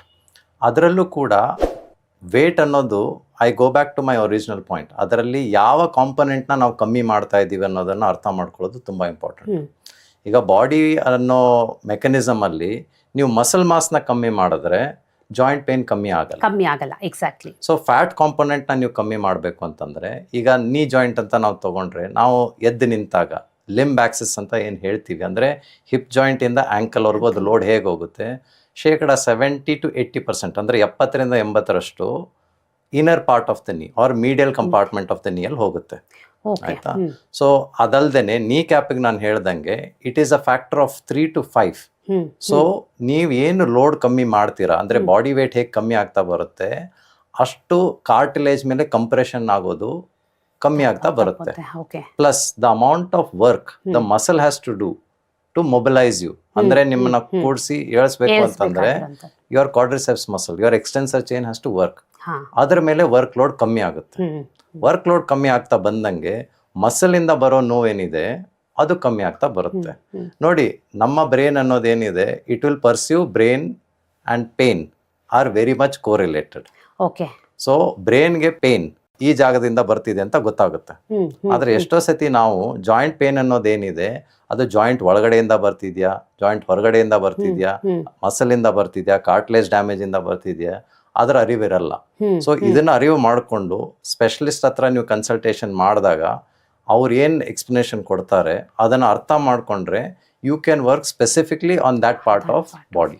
So weight loss ಅನ್ನೋದು it is a good concept, but specific weight loss, precise weight loss is very important. ಅಂದರೆ ನಮ್ಮ ಫ್ಯಾಟನ್ನು ಕಡಿಮೆ ಮಾಡ್ಕೊಳ್ಳೋದು, ವೆಯ್ಟ್ ಲಾಸ್ ಅನ್ನೋದಕ್ಕಿಂತ ಫ್ಯಾಟ್ ಲಾಸ್ ಮಾಡ್ಕೊಳ್ಳೋದು ಭಾಳ ಇಂಪಾರ್ಟೆಂಟ್. ಆ ಫ್ಯಾಟ್ ಲಾಸನ್ನು ಕರೆಕ್ಟಾದ ರೀತಿಯಲ್ಲಿ, ಅಂದರೆ ಒಂದು ಸರಿಯಾದ ರೀತಿಯಲ್ಲಿ ಮಾಡ್ಕೊಳ್ಳೋದು ಕೂಡ ಬಹಳ ಇಂಪಾರ್ಟೆಂಟ್. ಅದರ್ವೈಸ್ ಅದು ನಮ್ಮ ಮಸಲನ್ನು ಡ್ಯಾಮೇಜ್ ಮಾಡಿದ್ರೆ ಅಥವಾ ನಮ್ಮ ಬೋನ್ ಮೇಲೆ ಇಂಪ್ಯಾಕ್ಟ್ ಮಾಡುತ್ತೆ ಅಂದರೆ ಅದರಿಂದ ಏನು ಪ್ರಯೋಜನ ಇಲ್ಲ ಅಂತ ಹೇಳ್ತಾ ಇದ್ದೀನಿ. So to summarise, weight loss is good, but what part of our body is supporting that weight loss is very important. ಅದರಲ್ಲಿ ಮಸಲ್ ಲಾಸ್ ಆಗ್ತಾ ಇತ್ತು ಅಂತಂದ್ರೆ ನಿಮ್ಮ ಜಾಯಿಂಟ್ ಪೇನ್ ಕಮ್ಮಿ ಆಗೋ ಸಾಧ್ಯತೆಗಳು ತುಂಬಾ ಕಮ್ಮಿ ಇರುತ್ತೆ.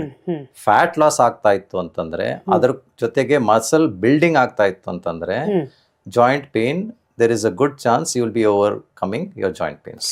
ಓಕೆ. ಅಂದರೆ ಫ್ಯಾಟ್ ಲಾಸ್ ಮಾಡಿಕೊಂಡು ಮಸಲ್ ಬಿಲ್ಡ್ ಮಾಡೋದ್ರಿಂದ ನಾವು ಜಾಯಿಂಟ್ ಪೇನನ್ನು ಕಮ್ಮಿ ಮಾಡ್ಕೊಬಹುದು. ಅದರ ಬದಲಿಗೆ ನಾವೇನಾದರೂ ಮಸಲ್ ಲಾಸ್ ಮಾಡಿಕೊಂಡು ಫ್ಯಾಟ್ ಹಾಗೆ ಇಟ್ಕೊಂಡು ನಾನು ಸಣ್ಣ ಆಗಿದ್ದೀನಿ, ನನ್ನ ತೂಕ ಕಮ್ಮಿ ಆಗಿದೆ ಅಂತಂದರೆ ಅದು ನಿಮ್ಮ ಜಾಯಿಂಟ್ಗೆ ಯಾವುದೇ ಥರದ ಉಪಯೋಗ ಮಾಡೋದಿಲ್ಲ ಅನ್ನೋದು ನಿಮ್ಮ ಮಾತಿನ ಅರ್ಥ. ಆ್ಯಂಟಿ ಇನ್ಫ್ಲಮೇಟ್ರಿ ಡಯಟ್ ಅನ್ನೋದು ಡಾಕ್ಟ್ರೆ ಇತ್ತೀಚೆಗೆ ಬಹಳ ಎಲ್ಲರೂ ಮಾತಾಡುವಂಥ ಡಯಟು. ಈ ಸೆಲೆಬ್ರಿಟೀಸ್ಗಳೆಲ್ಲ ನನಗೆ ಆ್ಯಂಟಿ ಇನ್ಫ್ಲಮೇಟ್ರಿ ಡಯಟ್ ಕೊಟ್ಮೇಲೆ ನಾನು ಸಣ್ಣ ಆದೆ, ನನಗೆ ಹಂಗಾಯಿತು ಹಿಂಗಾಯಿತು ಅನ್ನೋದನ್ನು ತುಂಬ ಹೈಪ್ ಮಾಡಿ ಈಗ ಆ್ಯಂಟಿ ಇನ್ಫ್ಲಮೇಟ್ರಿ ಡಯಟ್ ಬಗ್ಗೆ ತುಂಬ ಮಾತಾಡೋ ಹಾಗೆ ಮಾಡಿದ್ದಾರೆ. ಆ್ಯಸ್ ಅ ಡಯಟಿಷಿಯನ್ ನನಗೆ ಕರೆಕ್ಟಾಗಿ ಗೊತ್ತಿದೆ ಆ್ಯಂಟಿ ಇನ್ಫ್ಲಮೇಟ್ರಿ ಡಯಟ್ ಅಂದರೆ ಏನು, ಇನ್ಫ್ಲಮೇಷನ್ ಅಂದರೆ ಏನು, ಇನ್ಫ್ಲಮೇಷನ್ ಯಾರಿಗಿರುತ್ತೆ, ಹೇಗಿರುತ್ತೆ, ಯಾಕಿರುತ್ತೆ, ಇವೆಲ್ಲ ನಾನು ಭಾಳ ವಿಸ್ತಾರವಾಗಿ ಎಕ್ಸ್ಪ್ಲೈನ್ ಮಾಡಬಲ್ಲೆ. ಆದರೆ ನನಗೆ ಇಲ್ಲಿ ಇಂಪಾರ್ಟೆಂಟ್ ಆಗಿ ಇನ್ಫ್ಲಮೇಷನ್ ಅನ್ನೋದು ಈ ಜಾಯಿಂಟ್ಗೆ ಅಥವಾ ನೀ ಪೇನ್ಗೆ ಅಥವಾ ಬಾಡಿ ಪೇನ್ಗೆ ಅಥವಾ ಓವರ್ ಆಲ್ ನಮ್ಮ ಎಲ್ಲ ಪೇಯ್ನ್ಗೆ, ಆರ್ಥೋ ರಿಲೇಟೆಡ್ ಇಶ್ಯೂಸ್ಗೆ ಹೇಗೆ ಕನೆಕ್ಟ್ ಆಗುತ್ತೆ ಮತ್ತು ಇನ್ಫ್ಲಮೇಷನ್ ಎಷ್ಟು ಎಫೆಕ್ಟ್ ಮಾಡುತ್ತೆ? ತುಂಬ ಒಳ್ಳೆ ಪ್ರಶ್ನೆ. ಯಾಕಂದರೆ ನೀವು ಹೇಳ್ದಂಗೆ ಇದಕ್ಕೆ ಇನ್ಫ್ಲಮೇಷನ್ ಅನ್ನೋದು ಏನಿದೆ ಅದು ಅರ್ಥ ಆಯಿತು ಅಂತಂದರೆ ಇನ್ಫ್ಲಮೇಷನ್ ಬಗ್ಗೆ ಇರೋ ಭಯ ಹೋಗುತ್ತೆ. See, inflammation generally is a part of our biological response. Exactly. And also, whichever way you look at it, inflammation is also considered the first step of healing.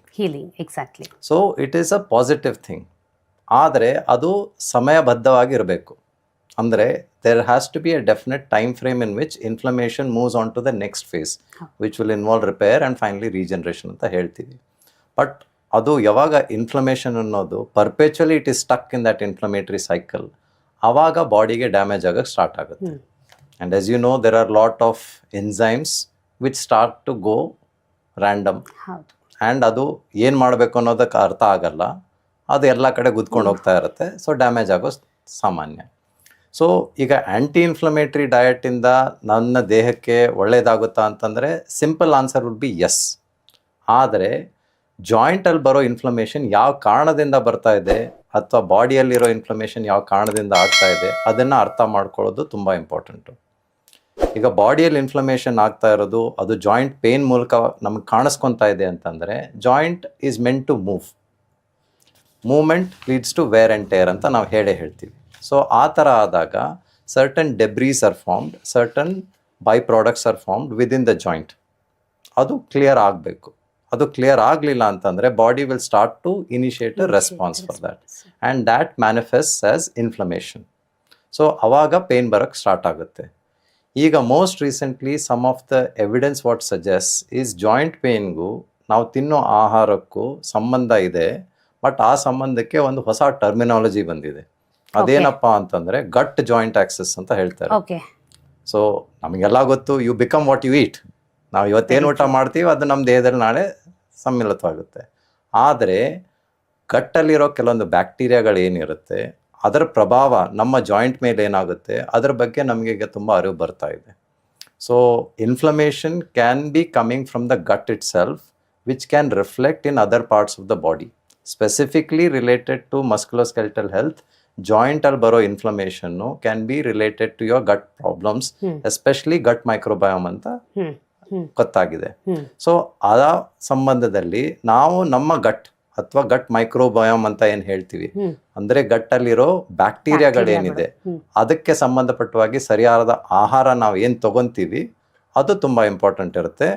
ಅದು ನೀವು as a dietitian, as a nutritionist ಎಲ್ಲರಿಗೂ awareness ಕೊಡ್ತಾ ಇರ್ತೀರಾ. And specialist ಕನ್ಸಲ್ಟೇಷನಲ್ಲೂ ಅದ್ರ ಬಗ್ಗೆ ಮಾತಾಡಬೇಕಾಗುತ್ತೆ, ಅದ್ರ ಬಗ್ಗೆ awareness ಕೊಡಲೇಬೇಕಾಗುತ್ತೆ.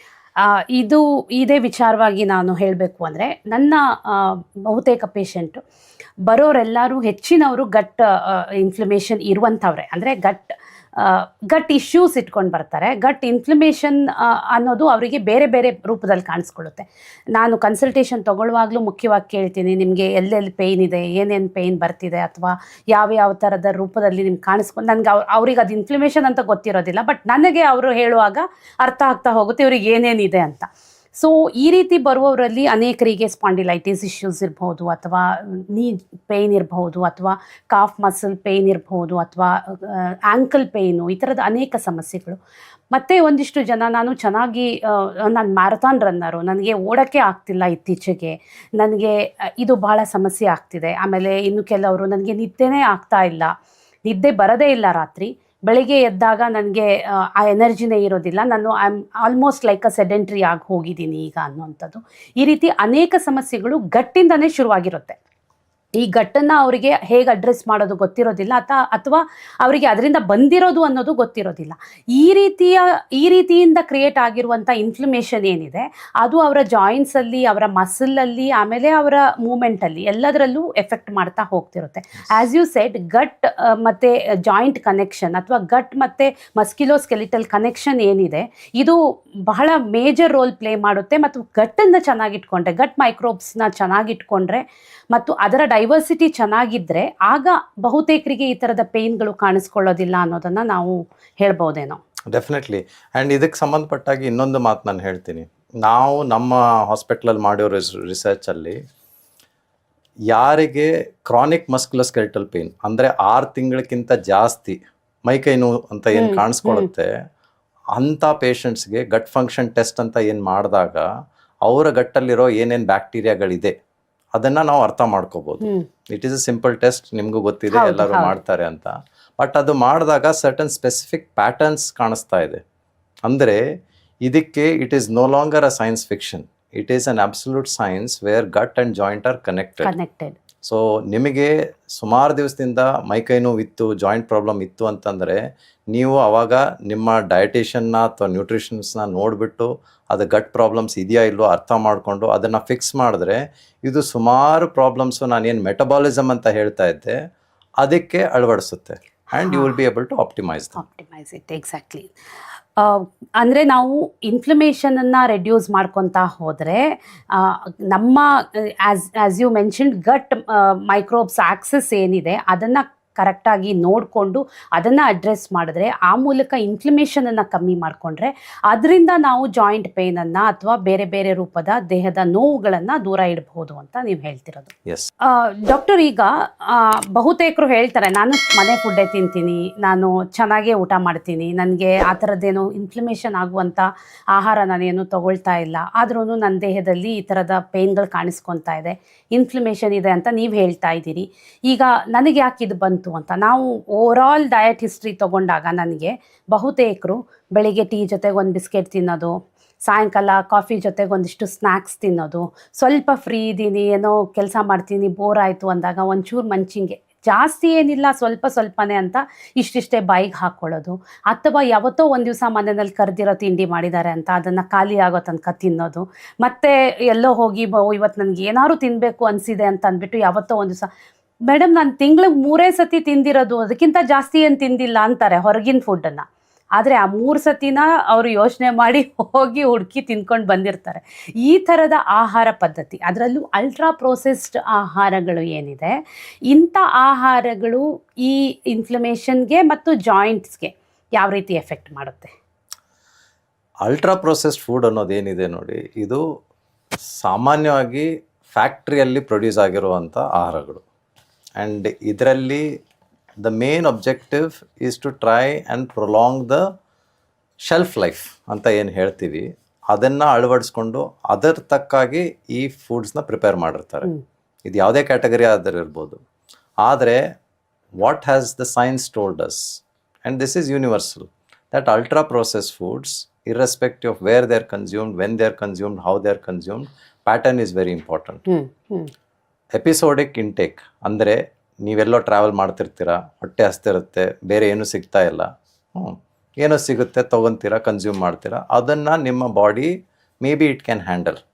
But ಅದೇ ನಿಮ್ಮ ಡೈಲಿ ರೊಟೀನ್ ಆಯಿತು ಅಂತಂದರೆ, if you are consuming ultra processed foods on a regular basis, ಆವಾಗ body will not be in a position to accept it because it can not process it. It is a very energy deficient system ಆದಾಗ ಅಲ್ಲಿ inflammation ಆಗೋ ಸಾಧ್ಯತೆಗಳು ತುಂಬ ಜಾಸ್ತಿ ಆಗಿಬಿಡುತ್ತೆ. ಒಂದು ಸತಿ ಇನ್ಫ್ಲಮೇಷನ್ ಜಾಸ್ತಿ ಆಯಿತು ಅಂತಂದರೆ ಅದು ಯಾವ ಮಟ್ಟಕ್ಕೆ ಯಾವ ಜಾಯಿಂಟ್ ಎಫೆಕ್ಟ್ ಆಗುತ್ತೆ, ಯಾವ ಮಸಲ್ ಎಫೆಕ್ಟ್ ಆಗುತ್ತೆ ಅನ್ನೋದನ್ನು ಪ್ರೆಡಿಕ್ಟ್ ಮಾಡೋದು ತುಂಬ ಕಷ್ಟ. So what we have to address is, again it becomes a lifestyle choice than a survival instinct. Exactly. So ಮನೆಯಲ್ಲೇ ನೀವು ಮಾಡಿದ್ರೆ ಅಲ್ಟ್ರಾ ಪ್ರೊಸೆಸ್ ತಂದುಬಿಟ್ಟು ನೀವು ರೆಸ್ಟೋರೆಂಟಲ್ಲಾದರೂ ಅದನ್ನು ಪ್ರಿಪೇರ್ ಮಾಡ್ಬೋದು, ಮನೆಯಲ್ಲೂ ಕೂಡ ಪ್ರಿಪೇರ್ ಮಾಡ್ಬೋದು. But the ultra process food ingredients still remain ultra processed. Okay. So ಈಗ ನಾವು ರೆಗ್ಯುಲರ್ ಬೇಸಿಸಲ್ಲಿ ಬೆಳಿಗ್ಗೆ ಒಂದು ಬಿಸ್ಕೆಟು ಅಂತ ಅಥವಾ ಕುಕೀಸ್ ಅಂತ ಹೇಳಿ ಅಥವಾ ಸಾಯಂಕಾಲ ಸ್ವಲ್ಪ ಸ್ನ್ಯಾಕ್ಸ್ ನಾನು ಒಂದು ಸ್ವಲ್ಪನೇ ತಿನ್ನೋದು ಸಂಜೆ ಹೊತ್ತಿಗೆ ಅಂದ್ಕೊಂಡು ನಾವು ಅದನ್ನು if it is a regular routine, ಅದು ಸರ್ಟನ್ ಅಮೌಂಟ್ ಆಫ್ ಬ್ಯಾಡ್ ಮೈಕ್ರೋಬ್ಸನ್ನು ನಮ್ಮ ಗಟ್ಟಲ್ಲಿ ಡೆವಲಪ್ ಮಾಡೋದಕ್ಕೆ ಇನ್ಸ್ಟಿಗೇಟ್ ಮಾಡುತ್ತೆ ಮತ್ತು ಆ ಮೂಲಕ ಬ್ಯಾಡ್ ಮೈಕ್ರೋಬ್ಸ್ನ ಡೆವಲಪ್ಮೆಂಟ್ ಜಾಸ್ತಿ ಆಗುತ್ತೆ. ಹೇಗೆ ನಮ್ಮ ಫುಡ್ಡಲ್ಲಿ ಡೈವರ್ಸಿಟೀಸ್ ಇಂಪಾರ್ಟೆಂಟ್, ನಾವು ಫುಡ್ಡನ್ನು ಬೇರೆ ಬೇರೆ ರೂಪದಲ್ಲಿ ತಿಂದು ಆ ಮೂಲಕ ನಮ್ಮ ಗಟ್ ಮೈಕ್ರೋಬ್ಸ್ನ ಚೆನ್ನಾಗಿಟ್ಕೋಬೇಕು ಅಂತೀವೋ, ಅದೇ ರೀತಿ ಇಂಥ ಆಹಾರಗಳನ್ನು ಅವಾಯ್ಡ್ ಮಾಡಿ ಬ್ಯಾಡ್ ಬ್ಯಾಕ್ಟೀರಿಯಾಗಳು ಬ್ಯಾಡ್ ಮೈಕ್ರೋಬ್ಸನ್ನು ಡೆವಲಪ್ ಆಗದೇ ಇರೋ ರೀತಿ ನೋಡ್ಕೊಳ್ಳೋದು ಕೂಡ ಇಂಪಾರ್ಟೆಂಟ್ ಆಗುತ್ತೆ.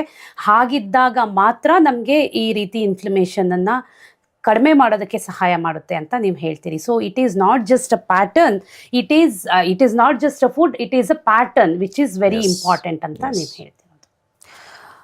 ಈಗ ಡಾಕ್ಟರ್, ನನಗೆ ಒಂದು 35 ವರ್ಷ ಆಗಿದೆ, ನನಗೆ ಆರ್ಥರೈಟಿಸ್ ಪ್ರಾಬ್ಲಮ್ ಅಂತ ಹೇಳ್ತಾ ಇದ್ದಾರೆ ಡಾಕ್ಟರು, ನಂದು ವೇರ್ ಆ್ಯಂಡ್ ಟೇರ್ ಪ್ರಾಬ್ಲಮ್ ಅಂತ ಹೇಳ್ತಿದ್ದಾರೆ, ಅಥವಾ ನನ್ನ ಲೈಫ್ ಸ್ಟೈಲ್ ಪ್ರಾಬ್ಲಮ್ ಅಂತ ಹೇಳ್ತಿದ್ದಾರೆ. ನನಗಿಷ್ಟು ಚಿಕ್ಕ ವಯಸ್ಸಿಗೆ ಆರ್ಥರೈಟಿಸ್ ಹೇಗೆ ಬರೋದಕ್ಕೆ ಸಾಧ್ಯ, ಅಥವಾ ನಾನು ಈಗಾಗಲೇ ನಾನು ಏಜಿಂಗ್ಗೆ ಕಾಲಿಟ್ಟಿದ್ದೀನ ಅನ್ನುವಂಥದ್ದು ಬಹುತೇಕರ ಪ್ರಶ್ನೆ ಇರುತ್ತೆ. ಐ ಥಿಂಕ್ ನಾನು ಮೊನ್ನೆ ನಿಮ್ಮ ಹತ್ರ ಒಂದು ಪೇಷಂಟನ್ನು ಕಳಿಸಿದ್ದೀನಿ. ಆ ಪೇಷಂಟ್ ಕೂಡ ನನಗೆ ಇದೇ ರೀತಿ ಬಹಳ ತಲೆ ತಿಂದು ಕೊನೆಗೆ ನಾನು ಹೇಳೋದೆಲ್ಲ ಹೇಳಿ ಮುಗಿಸಿ ನಿಮ್ಮ ಹತ್ರ ಕಳಿಸಿದ್ದೆ. ಸೊ ಈ ರೀತಿ ಸಮಸ್ಯೆನ ಇಟ್ಕೊಂಡು ಬರೋರಿಗೆ ನೀವೇನು ಹೇಳ್ತೀರಿ? ನೋಡಿ, ಆರ್ಥರೈಟಿಸ್ ಅನ್ನೋದು ಮೆಡಿಕಲ್ ಕಂಡೀಷನ್ ನಿಜ. ಬಟ್ ಆರ್ಥರೈಟಿಸ್ ಬಗ್ಗೆ ಭಯ ಪಟ್ಕೊಂಡು ಅಯ್ಯೋ ನನ್ನ ಜೀವನ ಇಷ್ಟೇನಾ ಅಂತ ಅನ್ನೋ ಭಾವನೆ ಬಂದರೆ ಅದು ತುಂಬ ತಪ್ಪು. ಯಾಕೆ ಅಂತಂದರೆ ಎಲ್ಲಿ body is meant to move through joints, movement ಆದಾಗ ವೇರ್ ಆ್ಯಂಡ್ ಟೇರ್ ಆಗೇ ಆಗುತ್ತೆ. ಅದು ಮೂಮೆಂಟ್ ಆಗೋ ಸರ್ಫೇಸಸ್ ಏನಿರುತ್ತೆ ಕಾಂಡ್ರಲ್ ಆರ್ ಕಾರ್ಟ್ಲೇಜ್ ಸರ್ಫೇಸಸ್ ಅಂತ ಹೇಳ್ತೀವಿ. ಸೊ ಕಾರ್ಟ್ಲೇಜ್ ಸರ್ಫೇಸಲ್ಲಿ ಸ್ವಲ್ಪ ಮಟ್ಟಕ್ಕೆ ವೇರ್ ಆ್ಯಂಡ್ ಟೇರ್ ಆಗೋದು ಸಾಮಾನ್ಯ. ಬಟ್ ಅದು ಯಾವ ರೇಟಲ್ಲಿ ಆಗುತ್ತೆ, ಅದು ಯಾವ ಕಂಡೀಷನ್ಗೆ ಪ್ರೋಗ್ರೆಸ್ ಆಗುತ್ತೆ ಅನ್ನೋದು it is very much under hour control. Okay. So ಸಾಮಾನ್ಯವಾಗಿ ಏನಾಗುತ್ತೆ, ಕಾರ್ಟ್ಲೇಜ್ ವೇರ್ ಆ್ಯಂಡ್ ಟೇರ್ ಆದ ತಕ್ಷಣ ಅದಕ್ಕೆ ಡಿಜೆನರೇಷನ್ ಅಂತ ಹೇಳ್ತೀವಿ. It progresses in the back ground as we all go through the journey of life. But ಅದು ಪ್ರೋಗ್ರೆಷನ್ ತುಂಬಾ severe ಆಗಿತ್ತು. ಅದರ ಜೊತೆಗೆ ನಾವು ಏನು ಇಲ್ಲಿವರೆಗೂ ಬೇರೆ ಫ್ಯಾಕ್ಟರ್ಸ್ ಅಂತ ಡಿಸ್ಕಸ್ ಮಾಡಿದ್ವಿ, whether it is the food intake ಇರ್ಬೋದು, ಬ್ಯಾಡ್ ಮೂಮೆಂಟ್ಸ್ ಇರ್ಬೋದು, ಪಾಸ್ಚರ್ ಇರ್ಬೋದು, lack of sleep and stress ಇರ್ಬೋದು, ಇವೆಲ್ಲ ಏನು ಮಾಡುತ್ತೆ, they accelerate that process of wear and tear. Okay. So ಅವಾಗ ಏನಾಗುತ್ತೆ, ಅದರಿಂದ ಬರ್ತಿರುವಂಥ ಸಿಂಪ್ಟಮ್ಸ್ ಅಂತ ಏನು ಹೇಳ್ತೀವಿ, which could be pain, which could be stiffness, which could be lack of strength and overall ನಿಮ್ಮ ಮೊಬಿಲಿಟಿ ಅನ್ನೋದು ಏನಿರುತ್ತೆ, ಅಂದರೆ ನಾನು ಕೂತ್ಕೊಂಡು ಎದ್ದು ಅಡ್ಡಾಡ್ಬೋದು, ನನಗೆ ಬರೋ ಇಂಡಿಪೆಂಡೆನ್ಸ್ ಅನ್ನೋ ಕಾನ್ಫಿಡೆನ್ಸ್ ಏನಿರುತ್ತೆ, ಆ ಕಾನ್ಫಿಡೆನ್ಸ್ ಕೂಡ ಅಫೆಕ್ಟ್ ಆಗೋ ಚಾನ್ಸಸ್ಸು ಸಿಚುವೇಶನ್ಸು ಬರುತ್ತೆ. ಓಕೆ. ಸೊ ಅದಕ್ಕೆ ಆರ್ಥರೈಟಿಸ್ ಬಗ್ಗೆ ಭಯ ಬಿಟ್ಬಿಟ್ಟು ಅದು ಏನು ಅರ್ಥ ಮಾಡಿಕೊಂಡು ಅದನ್ನು ನಾನು ಹೇಗೆ ಸರಿಪಡಿಸ್ಬೇಕು ಅಂತ ನೀವು ತಿಳ್ಕೊಂಡ್ರೆ it is very easily fixable condition. I don't even call it as a problem. It is a condition. It can be easily fixed. Yes. Okay. So osteoporosis ಇದೆ, ಆರ್ಥರೈಟಿಸ್ ಇದೆ, ರುಮಟೈಡ್ ಆರ್ಥರೈಟಿಸ್ ಇದೆ. ಇದು ಮೂರು ಡಿಫ್ರೆಂಟ್ ಕಂಡೀಷನ್ನು ಡಿಫ್ರೆಂಟ್ ರೀಸನ್ಗೆ ಬರುತ್ತೆ ಅಂತ ನಾನು ಅಂದ್ಕೊಂಡಿದ್ದೀನಿ. So ಈ ಮೂರು ಕಂಡೀಷನಲ್ಲಿ ಜನಕ್ಕೆ ಇದು ನನಗೆ ಪರ್ಸ್ನಲಿ ರುಮಟೈಡ್ ಆರ್ಥರೈಟಿಸ್ ಪೇಷಂಟ್ 22ರಲ್ಲಿ ರುಮಟೈಡ್ ಆರ್ಥರೈಟಿಸ್ ಅಟ್ಯಾಕ್ ಆಗಿರುವಂಥ ಪೇಷಂಟ್ ಕೂಡ ಇದ್ದಾರೆ, 50ಕ್ಕೆ ಬಂದಿರುವಂಥವರು ಇದ್ದಾರೆ. ಸೊ ಇದು ಒಂದು ಪ್ಯಾಟರ್ನ್. ಆದರೆ ಆರ್ಥರೈಟಿಸ್ ಅನ್ನುವ ಕಂಡೀಷನನ್ನು ಕೂಡ ಇದೇ ರೀತಿ ತೊಗೊಂಡು ಬಂದವರು ಇದ್ದಾರೆ.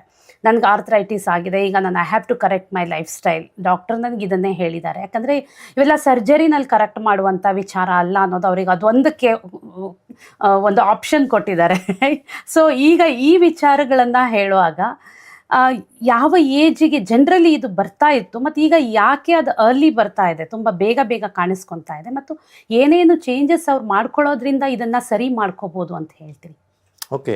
ಸೊ ನಾವು ಲಾಸ್ಟ್ ಸೆಕ್ಷನಲ್ಲಿ ಮಾತಾಡ್ದಂಗೆ ಈಗ patterns are very important. Biology always follows patterns. ಪ್ಯಾಟರ್ನ್ಸಿಂದ ಪ್ರೆಡಿಕ್ಟಬಿಲಿಟಿ ಅನ್ನೋದು ಬರುತ್ತೆ. ಅಂದರೆ ನೀವು ಏನು ಮೂಮೆಂಟ್ ಮಾಡ್ತಿದ್ದೀರಾ ಅದರಲ್ಲಿ ಒಂದು ಪ್ಯಾಟರ್ನ್ ಇತ್ತು ಅಂತಂದರೆ, ಈಗ ಎಲ್ಲರಿಗೂ ಇರೋದು 24 ಗಂಟೆ, ವಾರದಲ್ಲಿ 7 ದಿವಸ. ಹೌದು.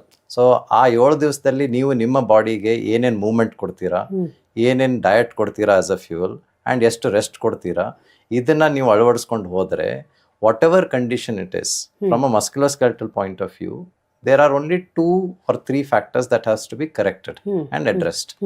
ನಾನು ಹೇಳ್ದಂಗೆ movement is again related to biomechanics ಅಂತ ಹೇಳ್ತೀವಿ. ನೆಕ್ಸ್ಟ್ ಬಂದು ಬಯಾಲಜಿ ಅಂತ ಹೇಳ್ತೀವಿ.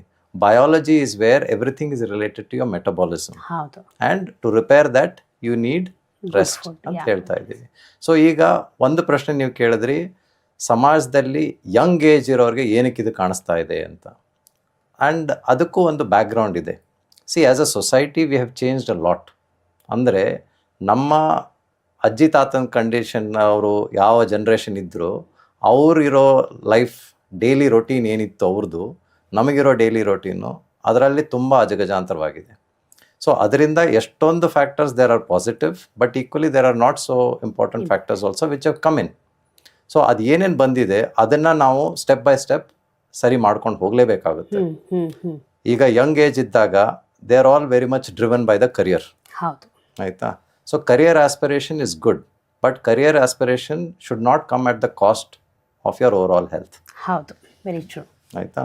ಸೊ ಕರಿಯರ್ ಆಸ್ಪಿರೇಷನ್ ಇರೋರು ನಾನು 24 ಗಂಟೆನೂ ಕೆಲಸ ಮಾಡ್ತೀನಿ, ಬಾಡಿಗೆ ರೆಸ್ಟ್ ಕೊಡಲ್ಲ, ಪಾಸ್ಚರ್ ಸರಿ ಇದ್ರೂ ಅದನ್ನು ಅರ್ಥ ಮಾಡ್ಕೊಳ್ಳಲ್ಲ, ಫುಡ್ ಇದ್ರೂ ಏನೋ ತಿಂದ್ಬಿಟ್ಟು ಇದು ಮಾಡ್ತೀನಿ ಅಂತಂದಾಗ you cannot expect the body to respond. Especially the musculoskeletal system is very very predictive. ಅಂದರೆ ನೀವು ಅದಕ್ಕೆ ಸರಿಯಾಗಿರೋ ಕಂಡೀಷನ್ ಕೊಟ್ಟರೆ it will behave very perfectly. Okay. So it is like a very good sports engine.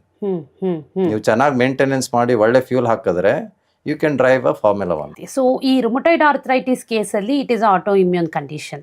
So ಈ autoimmune condition ಕೂಡ ಆ Young ಏಜಲ್ಲಿ, ಅಂದರೆ ತೀರಾ ಯಂಗ್ ಏಜಲ್ಲಿ ಕಾಣಿಸ್ಕೊಳ್ತಿದೆ ಅಂತಂದರೆ, ಸೊ ಅದಕ್ಕೆ ಸ್ಪೆಸಿಫಿಕ್ ರೀಸನ್ ಏನಾದರೂ ಇದೆಯಾ, ಅಥವಾ ನಮ್ಮ body is fail to react to the system ಅಂತನಾ, ಅಥವಾ ಇನ್ಫ್ಲಮೇಷನ್ ಕೂಡ ಇದಕ್ಕೆ ಎಫೆಕ್ಟ್ ಆಗುತ್ತಾ? Inflammation is a big part of autoimmune conditions. ಈಗ ನೋಡಿ, ಆಟೋ ಇಮ್ಯೂನ್ ಅಂತ ಬಂದಾಗ ಅದು ದೇಹದಿಂದಾನೇ ಬರ್ತಾ ಇದೆ ಅನ್ನೋದು it is a common understanding. ಆಯ್ತಾ? ಅದು ಬಂದಾದ್ಮೇಲೆ ಅದು ಯಾವ ರೀತಿ, ಯಾವ ಸ್ಪೀಡಲ್ಲಿ ಪ್ರೋಗ್ರೆಸ್ ಆಗುತ್ತೆ ಆ್ಯಂಡ್ ಯಾವ ಮಟ್ಟಕ್ಕೆ ನಿಮ್ಮ ಡೈಲಿ ರೊಟೀನ್ನ ಅಫೆಕ್ಟ್ ಮಾಡುತ್ತೆ, that is very much under your control. Okay. ಯಾಕಂದರೆ if you take food itself, ಕೆಲವೊಂದು ನೀವು ಹೇಳ್ದಂಗೆ ಪ್ರೋ ಇನ್ಫ್ಲಮೇಟರಿ ಫುಡ್ಸ್ ಇರುತ್ತೆ, ಆಂಟಿ ಇನ್ಫ್ಲಮೇಟರಿ ಫುಡ್ಸ್ ಇರುತ್ತೆ, and they are also very subjective. ಅಂದರೆ ನಿಮಗೆ it may not be suitable, but the rest of your family may be able to digest that food. So ಆ ಥರ ನಿಮಗೆ ಏನಾದರೂ specific food ಅಂತ ಕಂಡಾಗ ಅದನ್ನು ನೀವು ಸರಿಪಡಿಸ್ಕೊಂಡ್ರೆ ಎಷ್ಟೋ ಮಟ್ಟಕ್ಕೆ ಆಟೋ ಇಮ್ಯೂನ್ ಕಂಡೀಷನ್ ಏನು ಫ್ಲೇರ್ ಅಪ್ ಆಗುತ್ತೆ, ಅಕ್ಯೂಟ್ ಆನ್ ಕ್ರಾನಿಕ್ ಪೇನ್ ಏನು ಬರುತ್ತೆ, ಅದು ಎಷ್ಟೋ ಎಪಿಸೋಡ್ಸ್ನ ನೀವು ಕಂಟ್ರೋಲ್ ಮಾಡ್ಕೋಬಹುದು. So there will always be personal factors and certain environmental factors ಅಂತ ಹೇಳ್ತೀವಿ. ಸೊ ಪರ್ಸನಲ್ ಫ್ಯಾಕ್ಟರ್ಸ್ ಅನ್ನೋದು ಏನು ಬರುತ್ತೆ, ಇದು ಸುಮಾರು ಲಿಸ್ಟ್ ಇದೆ. ಅದನ್ನು ನೀವು ಅರ್ಥ ಮಾಡಿಕೊಂಡು ಎದನ್ನು ನೀವು ಆಪ್ಟಿಮೈಸ್ ಮಾಡಬಹುದು, ಎದನ್ನು ಅವಾಯ್ಡ್ ಮಾಡ್ಬೋದು, ಅದನ್ನು ನೀವು ಮಾಡ್ಕೊಂಡು ಹೋದರೆ the rate at which autoimmune conditions progress, the rate at which it can cause severe problems and pain for you can be minimized to good extent. And this is, I'm talking even without medications. So medications will do their part, but you have to support the rest of it through your actions. So anti-inflammatory diet ಅನ್ನೋದು ಇಂಥ ಕೇಸ್ಗಳಲ್ಲಿ ಭಾಳ important ಆಗುತ್ತೆ. ಆಗ ನಾನು ಈಗ ನನ್ನ ಹತ್ರ ಬರೋ ಪೇಷಂಟ್ಗೆ ನಾನು ಅವರದ್ದು ಕಂಪ್ಲೀಟ್ ಹಿಸ್ಟ್ರಿ ತೊಗೊತೀನಿ, ಅವ್ರಿಗೆ ಯಾವ ಫುಡ್ ಅಲರ್ಜಿ ಇದೆ, ಯಾವುದು ಅವ್ರ ಬಾಡಿಗೆ ಸೂಟ್ ಆಗೋದಿಲ್ಲ, ಆ್ಯಂಡ್ ಜನರಲಿ ಯಾವುದೆಲ್ಲ ಇನ್ಫ್ಲಮೇಟರಿ ಫುಡ್ ಅಂತ ಇದೆ ಅವುಗಳನ್ನು ಖಂಡಿತವಾಗ್ಲೂ ಅವಾಯ್ಡ್ ಮಾಡ್ತೀವಿ.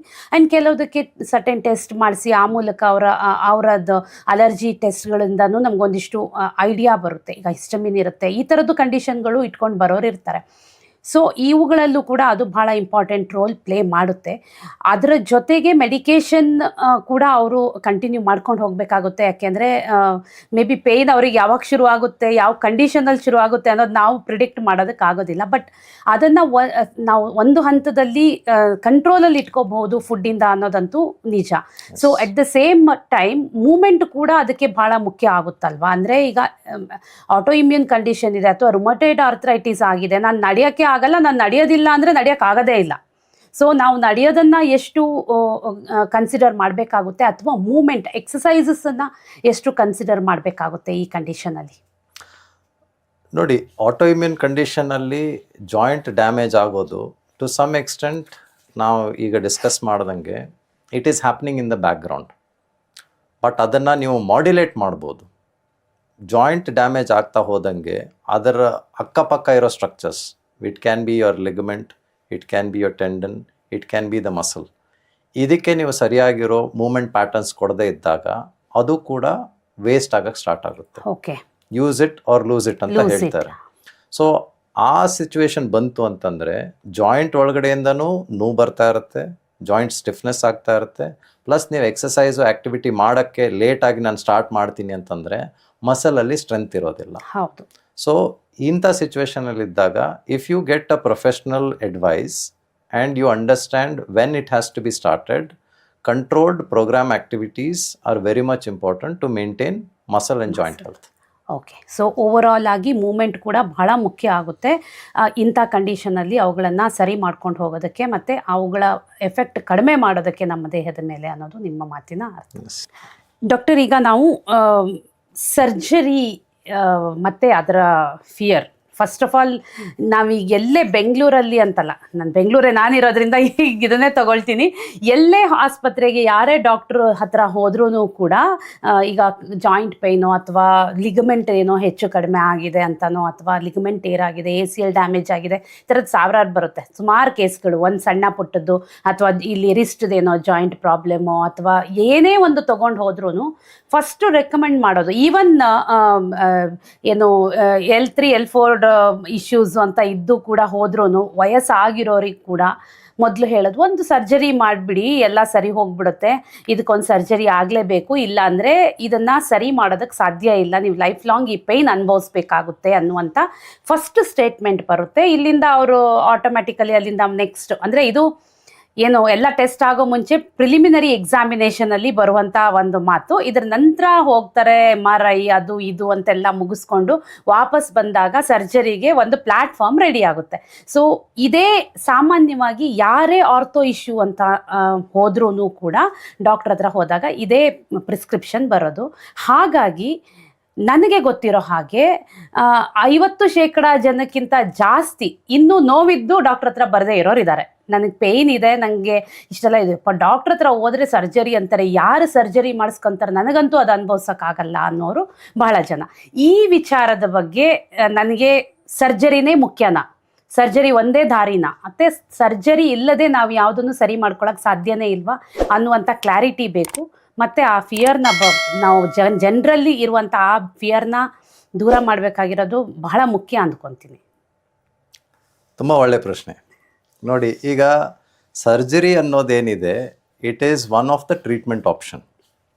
ನಿಮಗೆ ಮಸ್ಕ್ಯುಲೋಸ್ಕೆಲೆಟಲ್ ಪ್ರಾಬ್ಲಮ್ಸ್ ನೀವೇನು ಹೇಳ್ತಾ ಇದ್ರಿ, ಜಾಯಿಂಟ್ ಸಂಬಂಧಪಟ್ಟದ್ದಾಗಿರಲಿ ಅಥವಾ ಲಿಗಮೆಂಟ್ ಇಂಜುರಿ ಆಗಿರಲಿ, ಇದಕ್ಕೆ surgery is a good and a credible treatment option.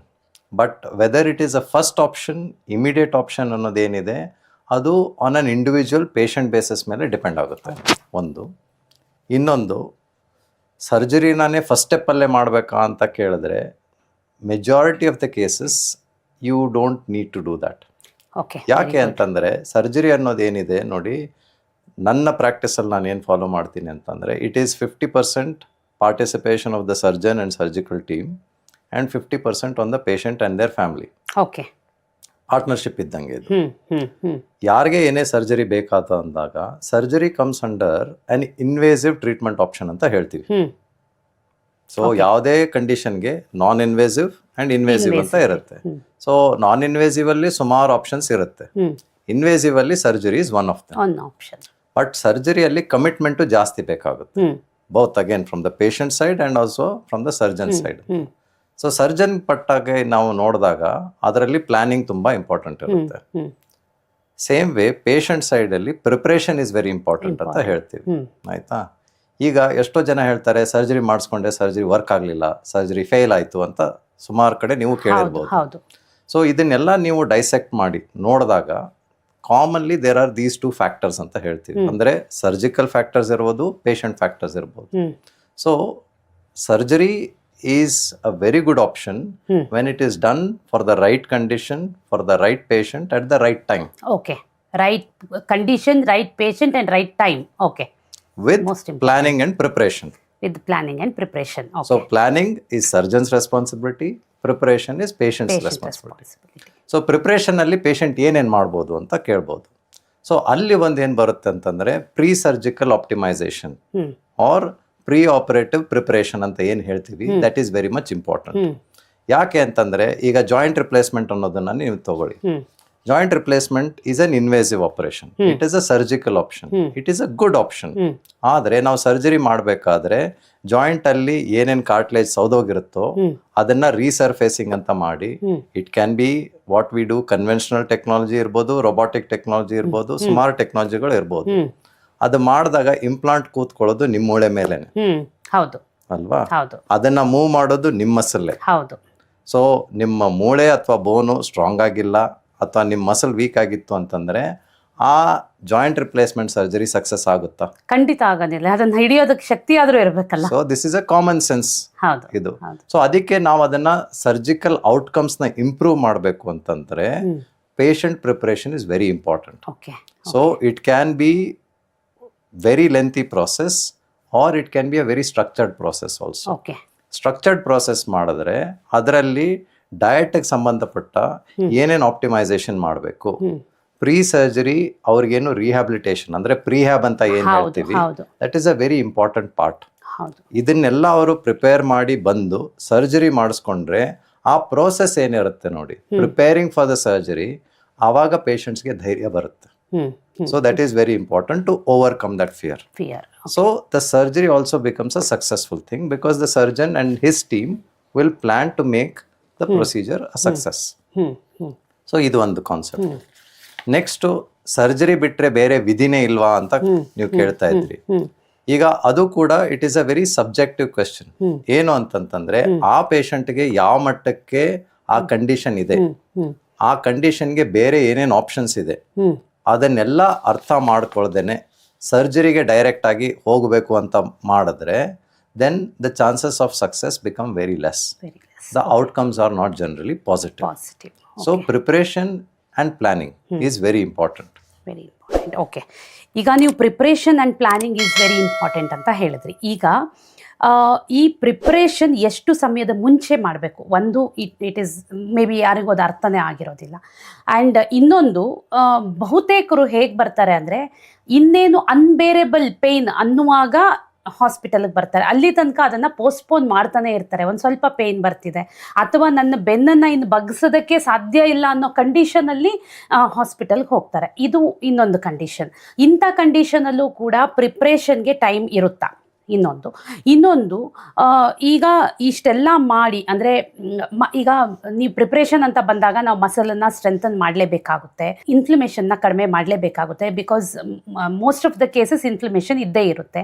ಗಟ್ಟನ್ನು ಸರಿ ಮಾಡಲೇಬೇಕಾಗುತ್ತೆ. ಯಾಕೆಂದರೆ 90% of the population gut health issues ಒಂದಲ್ಲ ಒಂದು ರೀತಿನಲ್ಲಂತೂ ಫೇಸ್ ಮಾಡ್ತಿರ್ತಾರೆ.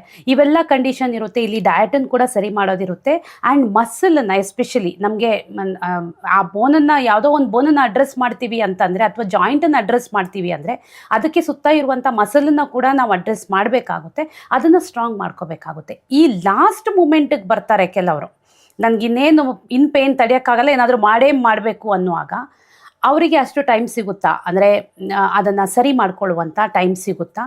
ಆಗ ಎಷ್ಟು ಸಮಯದ ತನಕ ನಾವು ಪೋಸ್ಟ್ಪೋನ್ ಮಾಡಬಹುದು ಸರ್ಜರಿನ, ಮತ್ತು ಎಷ್ಟು ಸಮಯ ಅವರು ಈ ಪ್ರಿಪ್ರೇಷನ್ಗೆ ಇಡಬೇಕಾಗುತ್ತೆ? ನೋಡಿ, ಈಗ ನೀವು ಹೇಳಿದ್ರಿ ಲಾಸ್ಟ್ ಮೂಮೆಂಟ್ ಬರ್ತಾರೆ ಅಂತ. ಅವರು ಲಾಸ್ಟ್ ಮೂಮೆಂಟ್ ಬರೋಕ್ಕೆ ಕಾರಣ ಏನಿರುತ್ತೆ ಅದನ್ನು ಸೆಪ್ರೇಟಾಗಿ ಇಡೋಣ. ಬಟ್ ಅದನ್ನು ನಾವು ಯೋಚನೆ ಮಾಡಿದ್ರೆ ಒಬ್ಜೆಕ್ಟಿವ್ಲಿ ಯಾವುದೇ ಪೇಷಂಟು ಸ್ಪೆಷಲಿಸ್ಟ್ ಹತ್ರ ಬರೋಕ್ಕೆ ಕಾರಣ ನೋವು, pain. So the commonest kind of musculoskeletal symptom is pain. So pain ಇದ್ದಾಗಲೇ ನೀವು ಹೋಗ್ಬಿಟ್ಟು ಸ್ಪೆಷಲಿಸ್ಟ್ ಹತ್ರ ತೋರಿಸ್ಕೊತೀರಾ, ಇಲ್ಲ ನಿಮ್ಮ ಡಾಕ್ಟರ್ ಹತ್ರ ಹೋಗ್ತೀರಾ. ನಿಮಗೆ ನೋವಿಲ್ಲ ಅಂದರೆ ಹೋಗೋ ಕಾರಣನೇ ಇರಲ್ಲ. ಸೊ ಅವರು ನೋವು ಅಂತ ಬಂದಾಗ first priority will be to address the pain part of it, then starts the preparation part. So ಈಗ ನೋವು ಅಂತ ಬಂದಾಗ ನೋವನ್ನು ಮ್ಯಾನೇಜ್ ಮಾಡೋಕ್ಕೆ ಸರ್ಜರಿ ಬಿಟ್ಟು ಸುಮಾರು ಬೇರೆ ವಿಧಾನಗಳು ಅಥವಾ ಟೆಕ್ನಿಕ್ಸ್ ಆರ್ ದೇರ್. ನಾನೇನು ನಾನ್ ಸರ್ಜಿಕಲ್ ಆಪ್ಷನ್ಸ್ ಅಂತ ಹೇಳ್ತಾ ಇದ್ದೆ, ಅದರಲ್ಲೂ structured loading and conditioning exercises ಏನಿದೆ, ಇದು ನೀವು ಅಮೆರಿಕನ್ ಅಕಾಡೆಮಿ ತಗೋಬೋದು, ಬ್ರಿಟಿಷ್ ಅಕಾಡೆಮಿ ತಗೋಬೋದು, ಬೇರೆ ಎಲ್ಲ ಸೈಂಟಿಫಿಕ್ ಅಪ್ರೋಚಸ್ ತಗೋಬೋದು, ನಮ್ಮ ಇಂಡಿಯನ್ ಅಕಾಡೆಮೀಸು, ಎಲ್ಲ ಕಡೆ evidence suggest that if you prepare the musculoskeletal system through conditioned exercises, outcomes for joint replacements are always better. Okay. So ಅಲ್ಲಿ ಪ್ರಿಪ್ರೇಷನ್ ಬರುತ್ತೆ. ಬಟ್ ನೀವು ಅವ್ರಿಗೆ ಕಮ್ಮಿ ಮಾಡ್ದೇನೆ ಪ್ರಿಪ್ರೇಷನ್ ಮಾಡ್ತೀನಿ ಅಂತಂದರೆ they will not participate. So pain relief and getting them out of that pain condition is very important first step. That is through pain killer ಅಂತ ಹೇಳ್ತೀರಾ, ಅಥವಾ ಜಾಯಿಂಟ್ ರಿಲೇಟೆಡ್ ಸಪ್ಲಿಮೆಂಟ್ಸ್ ಅಥವಾ ಆ ಥರದ್ದು ಏನಾದರೂ ಕೊಟ್ಟು ಅದನ್ನು ಸರಿ ಮಾಡಬೇಕು ಅಂತ ಹೇಳ್ತೀರಾ, ಅಥವಾ ಕೆಲವೊಂದು ರಿಹ್ಯಾಬ್ ಟೆಕ್ನಿಕ್ಸಿಂದ ಪೇನ್ ರಿಲೀಫ್ ಮಾಡಬೇಕು ಅಂತ ಹೇಳ್ತೀರಾ? ಇದು ಜನರಲಿ ಎಲ್ಲ ಪೇಷಂಟ್ಗೂ ಆ್ಯಸ್ ಅ ಜನರಲ್ ಆನ್ಸರ್ ಹೇಳೋದು ತುಂಬ ಕಷ್ಟ. ಏಕೆಂದರೆ ಎಲ್ಲರದು ಕಂಡೀಷನ್ಸ್ ಏನಿರುತ್ತೆ ಅದರಲ್ಲಿ ಸ್ಪೆಸಿಫಿಕ್ಸು ತುಂಬ ಇಂಪಾರ್ಟೆಂಟ್ ಆಗಿರುತ್ತೆ. ಆದರೆ ಬೈ ಆ್ಯಂಡ್ ಲಾರ್ಜ್ ನೀವು ನೋಡಿದಾಗ ಪೇನ್ ಮ್ಯಾನೇಜ್ಮೆಂಟ್ ಅಂತ ಏನು ಬರುತ್ತೆ ಅದಕ್ಕೆ ಸುಮಾರು ಟೆಕ್ನಿಕ್ಸ್ ಇರುತ್ತೆ. So combination of techniques is always important because it works in a comprehensive way ಅಂತ ಹೇಳ್ತೀವಿ, ಆಯಿತಾ. ಅದು ಅವ್ರಿಗೆ ಪೇನ್ ಬಂದ ನಂತರ ಅವರ ಪಾರ್ಟಿಸಿಪೇಷನ್ ಅನ್ನೋದೇನಿರುತ್ತೆ, ನೀವು ಪೇನ್ ರಿಲೀಫ್ ಮಾಡಾದ್ಮೇಲೆ ಅವ್ರಿಗೆ ನೀವು ಇದನ್ನಿಂದ ಮಾಡಿದ್ರೆ ನಿಮಗೆ ಬೆನಿಫಿಟ್ ಆಗುತ್ತೆ, ನಿಮ್ಮ ಸರ್ಜರಿ ಪ್ರಿಪ್ರೇಷನ್ಗೆ ಇದು ಹೆಲ್ಪ್ ಆಗುತ್ತೆ ಅಂದರೆ patients will also participate in. Okay okay. Pain relief ಮಾಡ್ದೇನೆ ಸರ್ಜರಿ ಮಾಡ್ತೀನಿ ಅಂತ ಹೋದಾಗ generally patient participation is also very less. So that is a very simple psychological concept also. Pain relief ನಾವು ತೊಗೊಂಡು ಬರಬೇಕು ಅಂತಂದರೆ ಅದಕ್ಕೆ ಸುಮಾರು ನಾನ್ ಸರ್ಜಿಕಲ್ ಟೆಕ್ನಿಕ್ಸೇ ಇರುತ್ತೆ. It can be medications, it can be supervised exercises and various other techniques. ಆಯಿತಾ? So ಇದನ್ನು ಯಾವ ಪೇಷಂಟ್ಗೆ ಆ ಮಟ್ಟಕ್ಕೆ ಯಾವ್ದು ವರ್ಕ್ ಆಗುತ್ತೆ ಅನ್ನೋದು it is down to a specialist discretion and their professional expertise. So ಅದು ಆದ ನಂತರ ಇದನ್ನೆಲ್ಲ ನಾವು ಪ್ರಿಪರೇಷನ್ ಸ್ಟಾರ್ಟ್ ಮಾಡಬೇಕಾಗುತ್ತೆ. ನೆಕ್ಸ್ಟ್ ನೀವು ಕೇಳಿದ್ದು ಎಷ್ಟು ದಿವಸ ಪ್ರಿಪರೇಷನ್ ಬೇಕಾಗುತ್ತೆ, ಎಷ್ಟು ವಾರ ಪ್ರಿಪರೇಷನ್ ಬೇಕಾಗುತ್ತೆ ಅಂತ. Again it depends on where their baseline is. ಈಗ ಎಷ್ಟೋ ಜನಕ್ಕೆ ಸಿವಿಯರ್ ನ್ಯೂಟ್ರಿಷನಲ್ ಡೆಫಿಷಿಯನ್ಸಿ ಇರುತ್ತೆ, ನೀವು ಸುಮಾರು ಪೇಷಂಟ್ಸ್ ನೋಡಿರ್ತೀರ. ಆ ಥರ ಸಿವಿಯರ್ ನ್ಯೂಟ್ರಿಷನಲ್ ಡೆಫಿಷಿಯನ್ಸಿ ಇದ್ದಾಗ ಅದನ್ನ ನಾವು ರೆಕ್ಟಿಫೈ ಮಾಡೋಕ್ಕೂ ಟೈಮು ಜಾಸ್ತಿ ತಗೋಬಹುದು. ಕೆಲವೊಬ್ಬರಿಗೆ ಸಿಂಪಲ್ ಫ್ಯಾಕ್ಟರ್ಸ್ ಇರುತ್ತೆ, ಅದನ್ನ ನಾವು ಸ್ವಲ್ಪ ದಿವಸದಲ್ಲೇ ಕರೆಕ್ಟ್ ಮಾಡಬಹುದು. ಸೊ ಅದನ್ನ ನಾವು ಕರೆಕ್ಟ್ ಮಾಡಿ ನೆಕ್ಸ್ಟ್ ಅವ್ರನ್ನ ಪ್ರಿಪೇರ್ ಮಾಡಿದಾಗ ಸರ್ಜರಿ ಸಕ್ಸಸ್ ಆಗೋದು ಚಾನ್ಸಸ್ ತುಂಬ ಚೆನ್ನಾಗಿರುತ್ತೆ. ಓಕೆ. ಸೊ ಈಗ ಒಂದು 6 ತಿಂಗಳು ತಗೋಬಹುದು, ಇದು 3 ತಿಂಗಳು ತಗೋಬಹುದು. ಬಟ್ ಇಂಥ ಬಹಳಷ್ಟು ಕೇಸ್ಗಳಲ್ಲಿ ಏನಾಗುತ್ತೆ ಅಂದರೆ ಇವತ್ತು ಡಾಕ್ಟ್ರು ಸರ್ಜರಿನ ರೆಕಮೆಂಡ್ ಮಾಡಿದ್ರೆ ಇನ್ನೊಂದು 2 ವಾರದಲ್ಲಿ ಸರ್ಜರಿ ಮಾಡಿಬಿಡೋಣ ಅಥವಾ 3 ವಾರದಲ್ಲಿ ಸರ್ಜರಿ ಮಾಡಿಬಿಡೋಣ ಈ ಥರ ಹೇಳುವಂಥದ್ದೇ ಜಾಸ್ತಿ ಇರುತ್ತೆ. ಈ ಥರ ಅವರನ್ನು ಮೆಂಟಲಿ ನೀವೆಷ್ಟು ಪ್ರಿಪೇರ್ ಆಗಬೇಕು, ನಿಮ್ಮ ಬಾಡಿ ಇದಕ್ಕೆ ಎಷ್ಟು ರೆಡಿ ಆಗಿದೆ ಮತ್ತು ನೀವು ಇದಕ್ಕೆ ಏನೇನು ಮಾಡಬೇಕು ಅನ್ನೋದನ್ನು ಯಾರೂ ಹೇಳೋದಿಲ್ಲ. ಐ ಥಿಂಕ್ ಈ ಒಂದು 2 ವಾರಕ್ಕೆ ನೀವು ಒಂದು ಸ್ವಲ್ಪ ಫಿಸಿಯೋಥೆರಪಿ ಮಾಡಿಸಿ ಅನ್ನೋದನ್ನು ಒಂದು ಸಜೆಸ್ಟ್ ಮಾಡಬಹುದು. ಅದಕ್ಕಿಂತ ಮೀರಿ ಏನು ಹೇಳೋದಿಲ್ಲ. ಮತ್ತು ಒಂದಿಷ್ಟು ಪೇನ್ ಕಿಲ್ಲರ್ಸ್ಗಳನ್ನ ಕೊಟ್ಟು ಕಳಿಸುವಂಥದ್ದು ಜಾಸ್ತಿ ಇರುತ್ತೆ. ಸೊ ಇಂಥ ಕಂಡೀಷನಲ್ಲಿ ಸರ್ಜರಿ ಮಾಡಿದ್ರೆ ಅದು ಉಪಯೋಗಕ್ಕೆ ಬರೋದಿಲ್ಲ ಅಂತಲೇ ನೀವು ಹೇಳೋದು. ನಿಜ. ಇನ್ನೊಂದು ಇದರಲ್ಲಿ ಇಂಪಾರ್ಟೆಂಟ್ ಪಾಯಿಂಟ್ ಏನು ಹೇಳಬೇಕು ಅಂತಂದರೆ, ನೋಡಿ, ಯಾವುದೇ ಮಸ್ಕ್ಯುಲೋಸ್ಕೆಲೆಟಲ್ ಪ್ರಾಬ್ಲಮ್ ತೊಗೊಂಡಾಗ ಆರ್ಥರೈಟಿಸ್ ಇರ್ಬೋದು, ಲಿಗಮೆಂಟ್ ಡ್ಯಾಮೇಜ್ ಇರ್ಬೋದು, ಇವು ಯಾವುದೇ surgical options timing is very important ಅಂತ ನಾವು ಡಿಸ್ಕಸ್ ಮಾಡಿದ್ವಿ. But it is not an urgent decision. It is an important decision, but urgent decision ಇರಲ್ಲ. ಸೊ ನಮ್ಮ ಪ್ರಾಕ್ಟೀಸಲ್ಲಿ ನಾವು ಏನು ಮಾಡ್ತೀವಿ, ನಾವೆಲ್ಲ ಪೇಷಂಟ್ಸ್ಗೆ ಇದರ ಸಂಬಂಧಪಟ್ಟವಾಗಿ ಎಲ್ಲ ಇನ್ಫಾರ್ಮೇಷನ್ ಕೊಡ್ತೀವಿ. ಆಮೇಲೆ ಅದಕ್ಕೆ ಅವರು ಭಾಗಿದಾರರಾಗಬೇಕಾಗುತ್ತೆ, ಪಾರ್ಟಿಸಿಪೇಟ್ ಮಾಡಲೇಬೇಕಾಗುತ್ತೆ. So that is how it becomes a combined decision making process. So ಅರ್ಜೆಂಟಲ್ಲಿ ತುರಾತುರಿನಲ್ಲಿ ನಾನು ಇವತ್ತು ಸರ್ಜರಿ ಹೇಳಿದ್ದಾರೆ, 2 ವಾರದಲ್ಲಿ ನಾನು ಸರ್ಜರಿ ಮಾಡಿಸ್ಕೋಬೇಕು ಅನ್ನೋದು it is not a right decision ಅಂತ ನೀವು ಹೇಳೋದು. ಮತ್ತು ಅದಕ್ಕೆ ಪೇಷಂಟ್ ಕೂಡ ಮೆಂಟಲಿ ಫಿಸಿಕಲಿ ಎರಡೂ ಪ್ರಿಪೇರ್ ಆಗೋದು ಭಾಳ ಮುಖ್ಯ. ಮತ್ತು ಒಂದು ಸಲ ಸರ್ಜರಿ ಮಾಡಿಸ್ಕೊಂಡ್ಮೇಲೆ ಮತ್ತೆ ಅವರು ಪ್ರಾಪರ್ ಕಂಡೀಷನ್ಗೆ ಬರೋದಕ್ಕೂ ಕೂಡ ಕೆಲವು ತಿಂಗಳುಗಳ ಕಾಲ ತಗೊಳ್ಳೋದ್ರಿಂದ ಅದಕ್ಕೂ ಕೂಡ ಅವರ ದೇಹ ಸರಿಯಾಗಿ ಕೋಆಪರೇಟ್ ಮಾಡುವಂಥ ಇಂಪಾರ್ಟೆನ್ಸ್ ಇರುತ್ತೆ. ಸೊ ಇವೆಲ್ಲದಕ್ಕೂ ರೆಡಿ ಆದಮೇಲೆ ಸರ್ಜರಿಗೆ ಹೋಗೋದು ಒಳ್ಳೆಯದು ಅನ್ನೋದು ನೀವು ಹೇಳುವಂಥದ್ದು. ಇನ್ನು ಸರ್ಜರಿ ಬಿಟ್ಟು ಬೇರೆ ಆಪ್ಷನ್ ಅಂತ ಬಂದಾಗ ಅಂದರೆ ಎಷ್ಟು ಪೇಷಂಟ್ಗಳಿಗೆ ಎಂಥ ಸಿವಿಯರ್ ಕಂಡೀಷನ್ಗೆ ಸರ್ಜರಿ ಮಾಡಲೇಬೇಕಾಗಿ ಬರುವಂಥದ್ದು ಇರುತ್ತೆ, ಅದರ್ವೈಸ್ ಎಂತೆಂಥ ಕೇಸ್ಗಳನ್ನು ಸರ್ಜರಿ ಅವಾಯ್ಡ್ ಮಾಡಿ ಸರಿ ಮಾಡ್ಬೋದು ಅನ್ನೋದನ್ನು ಹೇಳ್ಬೋದಾ? ಎಸ್, ನೋಡಿ, ಇದು ಸರ್ಜರಿ ಮಾಡೋಕ್ಕೆ ಮುಖ್ಯ ಕಾರಣ ಏನಿರುತ್ತೆ ಅದನ್ನು ನಾವು ಅರ್ಥ ಮಾಡಿಕೊಂಡ್ರೆ ಅದಕ್ಕೆ ಏನೇನು ಸರಿಪಡಿಸ್ಬೋದು ಅನ್ನೋದ್ರ ಬಗ್ಗೆ ವಿಚಾರ ಬರುತ್ತೆ. ಈಗ ಯಾವುದೇ ಮಸ್ಕ್ಯುಲೋಸ್ಕೆಲೆಟಲ್ ಪ್ರಾಬ್ಲಮ್, ಜಾಯಿಂಟ್ ಪ್ರಾಬ್ಲಮ್ ಆಗಲಿ, ಲಿಗಮೆಂಟ್ ಪ್ರಾಬ್ಲಮ್ ಆಗಲಿ, ಕಾಣಿಸ್ಕೊಳ್ಳೋದು ನೋವಿನ ಮೂಲಕ, ಪೇನ್ ಅಂತ. ಅದಕ್ಕೆ ನಾವು ಪೇನ್ ರಿಲೀಫ್ ಬಗ್ಗೆ ಮಾತಾಡಿದ್ವಿ. ನೆಕ್ಸ್ಟ್ ಬರೋದು ವೀಕ್ನೆಸ್, ಆಮೇಲೆ ಸ್ಟಿಫ್ನೆಸ್ ಅಂತ ಹೇಳ್ತೀವಿ. ಮೂವ್ಮೆಂಟ್ ಆಗ್ತಾ ಇಲ್ಲ, ನನ್ಗೆ ಅಡ್ಡಾಡಕ್ ಆಗ್ತಾ ಇಲ್ಲ, ನೋವು ಬರ್ತಾ ಇದೆ, ರಾತ್ರಿ ಮಲ್ಕೊಳಕ್ ಆಗಲ್ಲ, ಇದು ಎಲ್ಲ ನೀವು ಸುಮಾರು ಜನರ ಹತ್ರ ಕೇಳಿರ್ಬೋದು. ಸೊ ಇದೆಲ್ಲದನ್ನು ಕೂಡ we have to link it back to those 3 factors that we are discussing, which is movement, metabolism and daily routine in terms of what they do for mind and well being ಅಂತ. So ಇದನ್ನ ನಾವು correct ಮಾಡಿದ್ರೆ ಅವರು pain element ಏನಿರುತ್ತೆ, ಸುಮಾರು ಜನಕ್ಕೆ there are multiple studies that they start to experience subjective improvements in pain. Okay. They improve in terms of their muscle strength, coordination and joint movement. So ಈ ಥರ ಬಂದಾಗ ಅವರ day to day quality of life ಅಂತ ಏನು ಹೇಳ್ತೀವಿ ಇಂಗ್ಲೀಷಲ್ಲಿ, ಅದು improvement ಕಾಣಕ್ಕೆ ಸ್ಟಾರ್ಟ್ ಆಗುತ್ತೆ. So they will be in a much better frame of mind to decide what is ideal for them. Okay. ಆ ಥರ ನಾವು ಮಾಡ್ತಾ ಹೋದಾಗ ಎಷ್ಟೋ ಜನಕ್ಕೆ ಒಂದು ಮಟ್ಟಕ್ಕೆ ನಾನು ಬಂದಿದ್ದೀನಿ, ಇನ್ನು ಮುಂದೆ ನಾನು ಏನು ಮಾಡಬೇಕು ಅನ್ನೋದ್ರ ಬಗ್ಗೆ ವಿಚಾರ ಬರುತ್ತೆ. ಓಕೆ. ಸೊ ಯಾಕಂದ್ರೆ ಅವ್ರಿಗೆ ಆ ನೋವಿಂದ ಒಂದು ಕಾನ್ಫಿಡೆನ್ಸ್ ಬರುತ್ತೆ. ಅಬ್ಸಲ್ಯೂಟ್ಲಿ. ಓಕೆ. ಸೊ ಈಗ ನಾನ್ ಸರ್ಜಿಕಲ್ ಆಪ್ಷನ್ಸ್ ಅಲ್ಲೇ ನಾವು ಸುಮಾರು ಟೆಕ್ನಿಕ್ಸ್ನ ಯೂಸ್ ಮಾಡ್ತಾ ಇದ್ದೀವಿ. ಅದಕ್ಕೆ there is enough evidence, there all available in public domain. So ಮುಖ್ಯವಾಗಿ ನಾವು ನೋಡ್ತಾ ಇರೋದು it can be some form of medications, but medications are only used for a specific part of the treatment plan. ಇದನ್ನ ನೀವು long term painkillers ಕೊಟ್ಟು kidney damage ಆಗುತ್ತೆ, liver damage ಆಗುತ್ತೆ ಅಂತ ಏನು ಹೇಳ್ತಾರೆ, there is good evidence for that. So we never support that kind of a thing. But when it is required, if it is used in the right supervision, it does correct outcomes. So that is the first point. So pain relief ಅಂತ ಬಂದಾಗ, apart from pain medications ಏನಿದೆ, there are a lot of other supportive things that you can do. ಆ ಪೇಷಂಟ್ಗೆ ಏನು ಕಾರಣದಿಂದ pain ಬರ್ತಾ ಇದೆ, muscle weakness ಇತ್ತು ಅಂತಂದರೆ ನಾವು ಹೇಳ್ದಂಗೆ ಸ್ಟ್ರಕ್ಚರ್ಡ್ ಫಿಸಿಯೋಥೆರಪಿ ಎಕ್ಸಸೈಸಸ್ ಇರ್ಬೋದು, to improve the strength, balance, coordination, ಅದು ಮಾಡ್ತಾ ಹೋದರೆ ಅವ್ರಿಗೆ ಕಾನ್ಫಿಡೆನ್ಸು ಬರುತ್ತೆ.